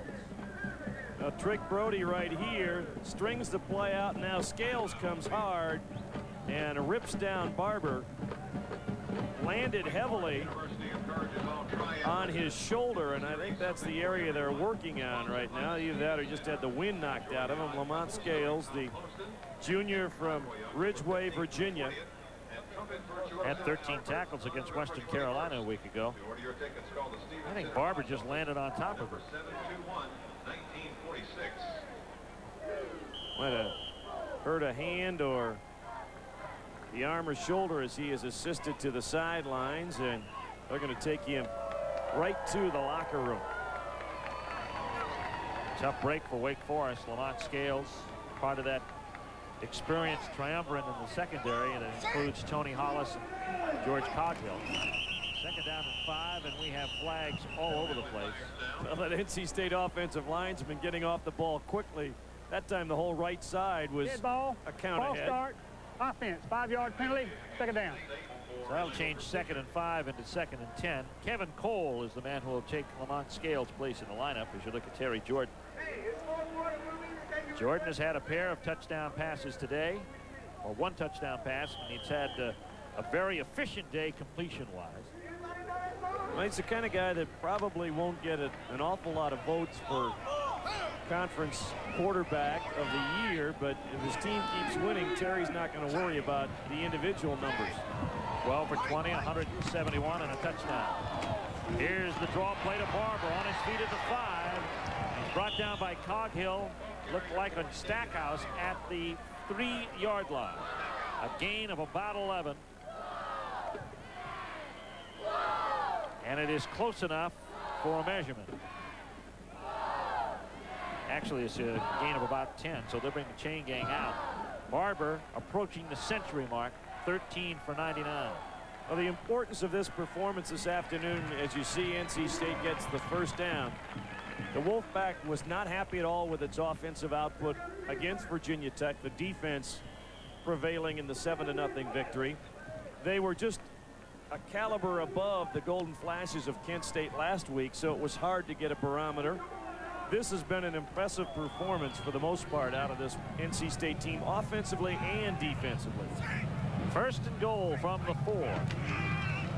Here is Downs, straight ahead, in for the touchdown. Gary Downs in for his 2nd score of the day. 4 yards out, and it's 29-3 North Carolina State. Gary Downs explodes through the line, and then good balance on 2nd effort. Got it over the goal line. Watch right here. He is popped pretty good by the linebackers. Rudy Thompson had a piece of him, but he was able to fight through Maurice Gravely and put it in the end zone. The kick by Hartman is good. And with 9:12 left to go in the football game, North Carolina State comfortably in front of Wake Forest by a score of 30-3. Stadium in Winston-Salem. North Carolina State with Gary Downs' 2nd touchdown moves out in front of Wake Forest 30-3. 9:12 left to go in the fourth quarter of play as Mark Frobel gets set to kick. A resplendent September day. It has not been a happy one for the home crowd, but for North Carolina State, they're just 9 minutes away from notching their third victory of the season. An important victory. It's a conference win, and I think it's Jack had indicated it's a situation that State has a pretty good indication of what they're all about now as they get set to go into the blood and guts of their schedule. Here's the return. It's Williams at the 20. On the short kick.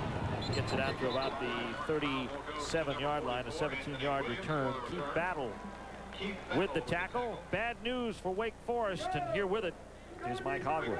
Steve, we're outside the Wake Forest locker room. Lamont Scales is in there right now. He definitely has a broken wrist. They're going to have to take him to the hospital where he will have it set. And certainly, as you said, not good news at all for the Wake Forest defense. Kevin Cole will have to take his place in the defensive secondary for Wake Forest. They may do some adjusting that Mark Stackhouse had started in the past before being beat out by Ron Lambert, so they may adjust and get Stackhouse back in there too. Here's Keith West on first down. A pass to the flats complete to John Henry Mills, a tight end. And he's marked out at the 49, maybe the 50-yard line. It's going to be good enough for a first down, a gain of close to 13 yards. Ray Frost was the man who knocked him out of bounds along with Sebastian Savage. There's John Henry Mills, all-conference candidate.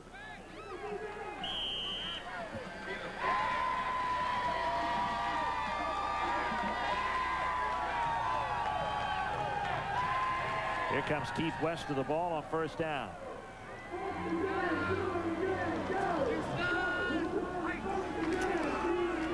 West looking. Has some time, tries to direct his receivers. Now throws it away over the head of John Henry Mills. Keith, on the one hand, doing the smart thing of throwing the ball away to give himself another down.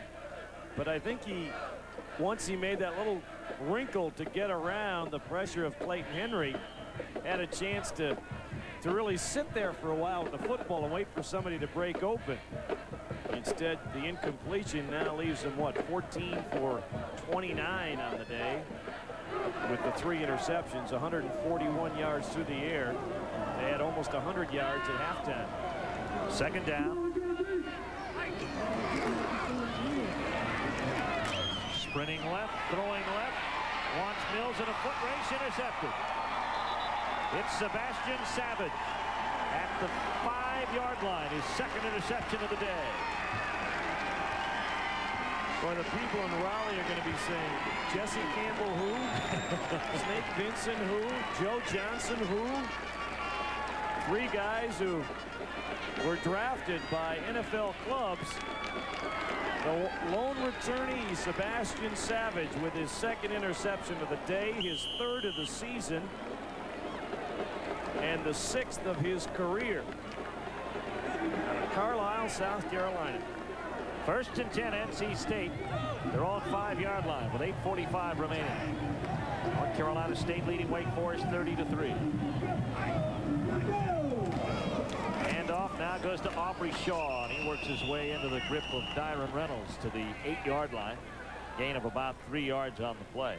You saw that graphic a moment ago as the Wolfpack has gone to redshirt freshman Jeff Bender out of North Hills High School in Pittsburgh as the quarterback. He played last week and pretty effectively, you see, with his numbers against Kent State.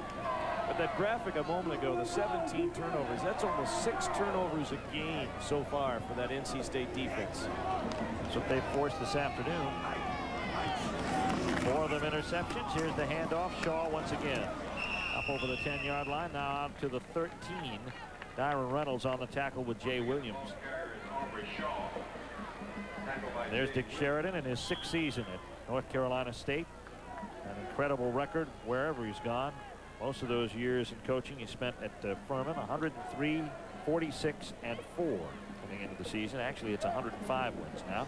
If there is a more meticulous coach in college football than Dick Sheridan, I'd like to meet him. I mean, he has it down to the millisecond. 3rd down coming up in about 3. Pender hands off to Shaw. Shaw dances through a tackle by Stackhouse and gets out to the 28-yard line. brought down by Scales, or rather that is Cole and Jimmy Quander, after a gain of 17.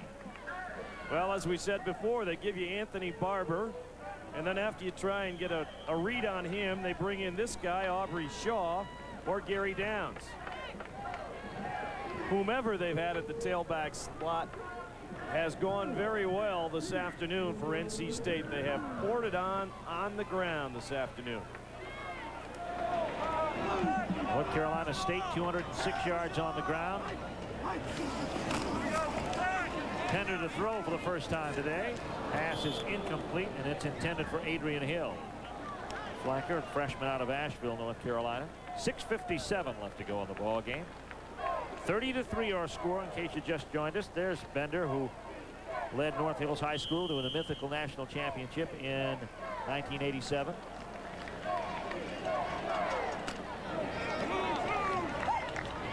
Second down and 10.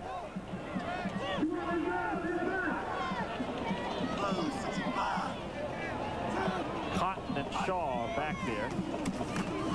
This is Shaw on the draw. Up to about the 30, gain of about 2. NC State just working on the clock now. Ryan Alston out of Chapel Hill, the redshirt freshman, makes the tackle for Wake Forest. Now, this was just the kind of ball game NC State wanted to gear themselves up for arch rival North Carolina, the game we'll have for you next week on our Exxon ACC Game of the Week. In fact, we'll see a lot of NC State here. We'll also see them after that against Georgia Tech. 2 big ball games for them. Bender with a pass. It is complete to Shaw at the 38-yard line. Wendell Taylor on the tackle for Wake Forest.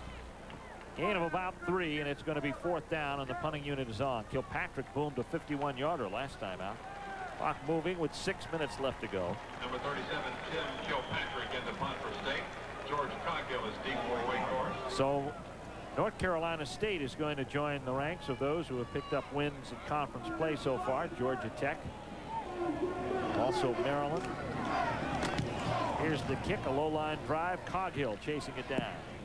It'll go out of bounds at the 26-yard line. It's going to be a 39-yard kick for Kilpatrick, and that's where Wake Forest will take over 1st and 10. Come on, back. We got it. Let's go, move back. Come on, move back. JP Sports Transportation is furnished by Budget Car and Truck Rental, the official car and truck rental company of the Atlantic Coast Conference. Beautiful day here in Winston-Salem, but the weather is the only thing that Wake Forest fans feel happy about. Today, their football team is trailing here by 27. 30-3, and Keith West is still out there at quarterback. Hands off to Ned Moultrie. Moultrie up to the 35-yard line. That's his first carry of the day. He had 15 carries and 49 yards plus a touchdown against Western Carolina a week ago. Tyrone Jackson, another converted running back to defensive secondary, in on the tackle. Moultrie, a sophomore out of Fayetteville, North Carolina. Very strong young man in his lower body. Split out wide. It's going to be Travis Johns at the tight end spot. Double tight end set. Here comes Moultrie, and he gets up over the 40-yard line. He has enough for the first down. Tackle made on the play by Mike Nichols. Going to be a first down for Wake Forest, but only 4:54 remain here in the 4th quarter of action, and North Carolina State has a wide lead. Tough afternoon for Wake Forest, but you look at their next 2 games on the schedule, at Northwestern and then home to Appalachian State. They've got good shots at winning those ball games, so they can right themselves over the next couple of weeks. Recapture some momentum. 1st and 10. West to throw. Pass is incomplete, intended for Mitch Kennedy. Good coverage by Nichols, inside linebacker out of Moeller High School in Cincinnati. Let's take a look at our game summary, brought to you by Schlitz Malt Liquor. NC State rushing offense was able to get the job done. Dick Sheridan set that as a goal this afternoon. You can see just 4 first downs in the second half for Wake Forest. A couple here in the closing moments of the game when it didn't really mean a whole lot. It was a dominating running game, and then the good defense by NC State. 2nd down and 10 for Keith West. Looking as John Henry Mills out there in formation. He is covered by Damian Covington out of Berlin, New Jersey. And that'll bring up 3rd down for West. Frustrating afternoon for that young man. He hasn't had an awful lot of time to set up and do the things that he wanted to do. NC State's defense has really had him tied up along the sidelines. Not much downfield for him today. 14 out of 32, 4 interceptions, 141 yards. And 3 of those interceptions were when he tried to take it far up the field. Completed only 5 of his last 17. Back to throw again, this time to Mills, his favorite receiver, and good coverage that side again by Damian Covington. Stops the clock with 4:22 left to go. Another area that has been most impressive for NC State this afternoon that I'm sure Bill Dooley and his staff will recognize. Not only do they make interceptions, they do such a good job of breaking to the ball. It always seems like there is a defender right there. There has not been a lot of space for Keith West to try and throw the ball this afternoon. Kim Sheik on the kick. Liddell George calling for the fair catch. It goes into the end zone. Actually, that's a new receiver, Ricky Turner, back there in punt formation. We've got a break in the action with 4:13 left to go in the 4th quarter. North Carolina State 30, Wake Forest 3. There's the score. North Carolina State leading Wake Forest 30-3 with 4:13 left to go in the 4th quarter. JP Sports brings you the Exxon ACC game of the week. Steve Martin, Jack Corrigan, Mike Hogwood here in Winston-Salem this afternoon. North Carolina State offense back on the field. Jeff Bender under center.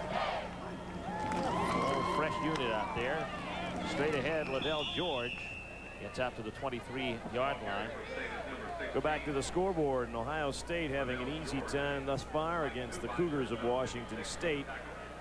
James Madison on top of Appalachian State.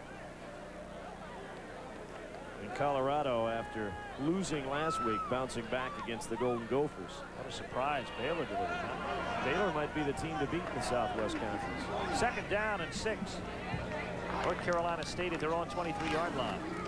Here's the handoff to Aubrey Shaw. Good block along the left side of that line. He gets out to the 37, 38-yard line. It's going to be a gain of 14. Kevin Cole has to drive him out. Well, one of the things that is a nice luxury for offensive coordinator Ted Kane, in his tight ends, Todd Harrison at 6'4", 255, and Alex Nicholson, who is in the ball game right now at 6'6", 245. It's like having that extra lineman. That's the way things are now with tight ends. Either you have the pretty much receiver type like a John Henry Mills, or you have the offensive tackle who once in a while can catch the ball for you, and that's what Harrison and Nicholson are. 1st and 10, North Carolina State with 3:31 remaining, up by 27. Shaw again out to the 43-yard line. Tackle is made by Scott Shellhammer. Holds his left arm rather precariously. Gain of 5 on the play. North Carolina State's defense has been outstanding. Their offense, the running game, has been outstanding as well this afternoon. Only 124 yards average under Coach Sheridan, but today 231 yards. 2nd down and 5. Bender pitches to Shaw. Whoa. What a hit delivered there by Anthony Cole. Well, that number you saw a moment ago, a little bit misleading in the fact that there have been guys like Eric Kramer and Shane Montgomery throwing the football for a couple of years for Dick Sheridan. But he does have that, what was the word you used, passel of running backs before? Passel of running backs. Passel of running backs. Passel of running backs. You've used alacrity.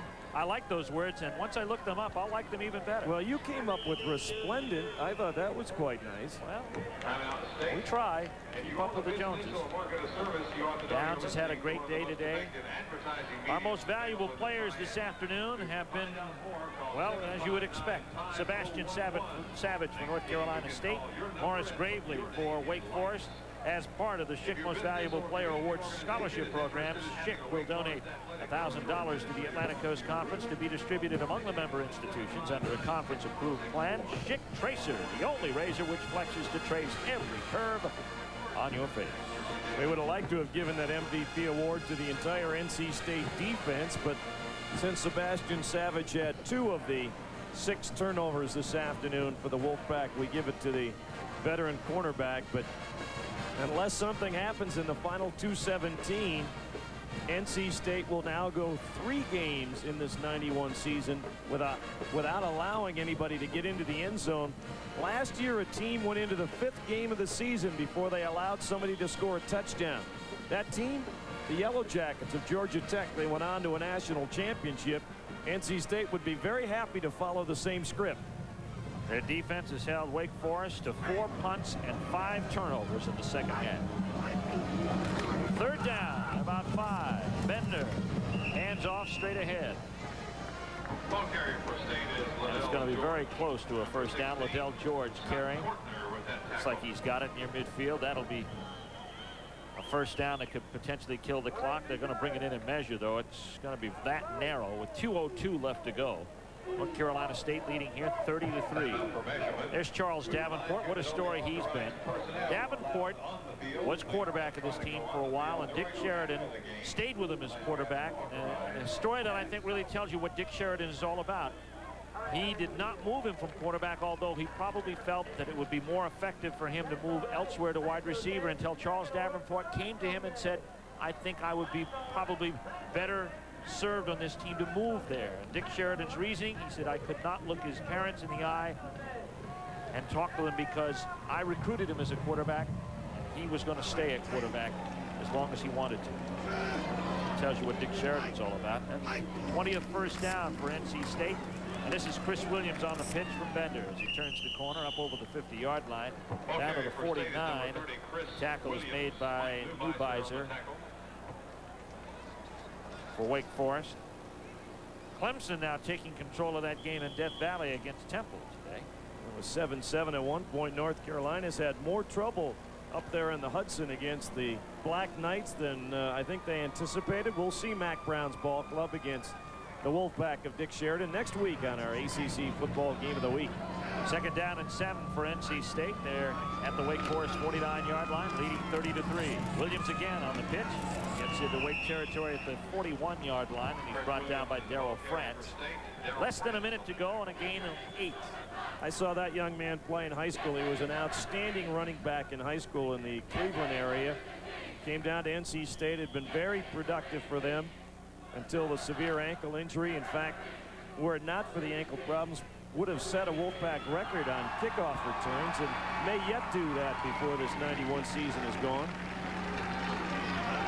Jeff Bender looking at 1st and 10 at the Wake Forest 41-yard line. Here's Williams one more time. Sweep right. Up over the 35 down to the 34-yard line. Tackle made on the play by Larry Jordan. It's going to be a gain of about 7. It'll bring up 2nd down. Clock moving now. No attempt being made by either club to stop it. 16 seconds left to go, and may run out of time on this one as North Carolina State is going to easily put this one in the victory column. 30-3 they lead at this point in time, and they'll not get another play from scrimmage as this one ends at Grove Stadium. The clock runs out. The gun sounds, and North Carolina State wins it by a score of 30-3.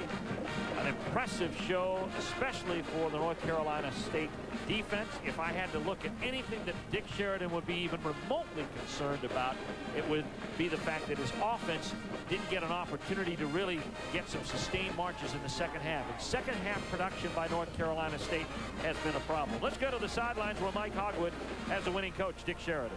Well, Dick Sheridan's here. Well, you have to feel good about your team's performance on both sides of the football. Yeah, I do. You know, every game we've had Wake Forest has been a real tough, close football game. It's the first time we've been able to get our second unit in the ball game, and it's our best, the best we've ever played against a Bill Dooley team. Well, talking to you in preseason, you were awfully worried about this defense, replacing 6 starters. 3 games into the season, they still have not allowed a team in the end zone. That's absolutely phenomenal. It's been a remarkable performance. I really felt like we'd be tested today. and I think we were far greater than we have in the first 2 ball games. And you know, they had some good plays on us, but we came up with some key turnovers that stopped their drives. You know, Jack Corrigan calls it a passel of running backs, but every time you look out there, you've got somebody different in there and somebody doing the job, whether it's Anthony Barbour or Aubrey Shaw or Greg Maynor or Gary Downs. They all played and ran the football well today. Well, they all have important roles to play, and some it's in pass situations or goal line situations. They all contribute. All right, Dick, congratulations. Big win today over Wake Forest. Dick Sheridan, head coach at NC State. Back up to the booth now, Steve and Jack. All right, thank you very much, Mike. Our final score, North Carolina State beating Wake Forest by a final of 30-3 here at Grove Stadium. And we'll be back with more post-game activities right after this. This Exxon ACC Game of the Week was brought to you by Exxon Phase 4 gasolines. For high performance and cleaner engines, rely on new Phase 4 gasolines from Exxon. By the Jefferson Pilot Life Insurance Company. For insurance and financial services, better call Jefferson Pilot. By Diet Pepsi and caffeine-free Diet Pepsi. You got the right one, baby. By Roses. More ways to save every day. That's our promise. By Hanes Activewear. Hanes underwear and Hanes socks. Nothing else feels so right. By Delta, the airline of ACC country. We love to fly, and it shows. And by Schlitz Malt Liquor. No one does it like the Bull. Welcome back to Grove Stadium. There's the final. North Carolina State beating Wake Forest by a score of 30-3 in this, the 85th renewal of the longest uninterrupted rivalry in the ACC. And today the defense got it done. North Carolina State's defense forcing 6 turnovers for a while there, Jack. In the third quarter, it was 3 downs and out both sides, and then the flood broke with that big fumble that got the field goal, and then North Carolina State was on its way. Well, when you have forced 17 turnovers in your first 3 ball games, your defense is doing some kind of job indeed, and they have the momentum that they wanted to have. Now they go home for the next 2 weeks and they play North Carolina and then Georgia Tech, both games that we're going to have here on the ACC Football Network, and those are 2 of the other contenders in the conference. You get them on your home turf, a chance to maybe all of a sudden jump up into the driver's seat in the conference if you can keep doing what you've done so far. Well, maybe a little bit earlier in the season than they wanted to in those type of games, but no time like the present for North Carolina State, no time like the present for their offense, guided by Terry Jordan very capably today, and Mike Hogwood is down on the sidelines along with him. That's right, Steve. Terry, great game today and leading your team to victory. Thanks. I appreciate that. I think a lot of the credit needs to go to the offensive linemen. They just did an outstanding job today, and as well as the offensive and defensive coaching staffs. One of the real nails in the coffin for your team against Wake Forest was when you threw the touchdown pass to Robert Hinton. Tell us a little bit about that play. What happened? Well, it was a new play. We put it in just for the Deacons, and it was a little play action away from the Twins, and we were looking at the free safety, and the free safety bit on the play action to the right, and we had Robert wide open to the left. A good way to get tuned up now for North Carolina, huh? Yes, sir. It's going to be a big one. All right, well, we'll see you next Saturday. All right, that's Terry Jordan back upstairs. All right, thank you very much, Mike Hogwood.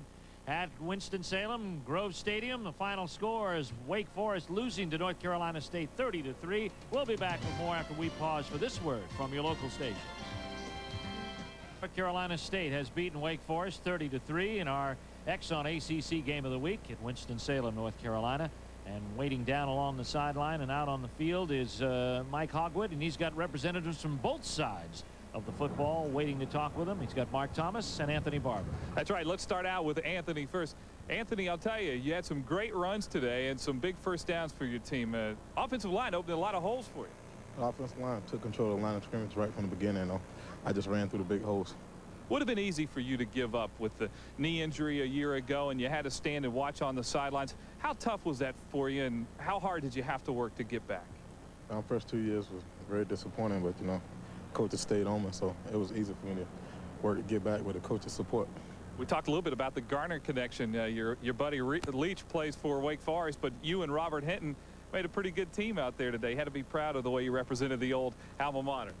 Yeah, John had some good runs and a great catch, and Robert came through with a big touchdown. So, all right, Anthony, great job. Congratulations. Let's move over now and talk to Mark Thomas, who caused a couple of fumbles today. And the defense, you guys gave up a field goal, but you've still kept them out of the end zone for 3 straight weeks. I think that was a spark in the defense. We all gave up the field goal. A lot of us, it really bothered.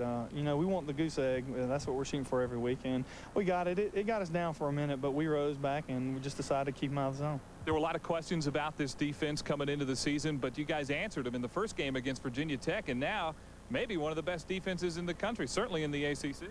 Yes, a lot of people, I think, just look at inexperience as being not very good, but our defensive backs, they rose, they worked their butts off all summer. Defensive line, we worked, we lifted, and we came, we knew we had a job to do, and we did it. You caused a couple of fumbles today and big turnovers that resulted in points for your team, and that's what you guys are out there to do.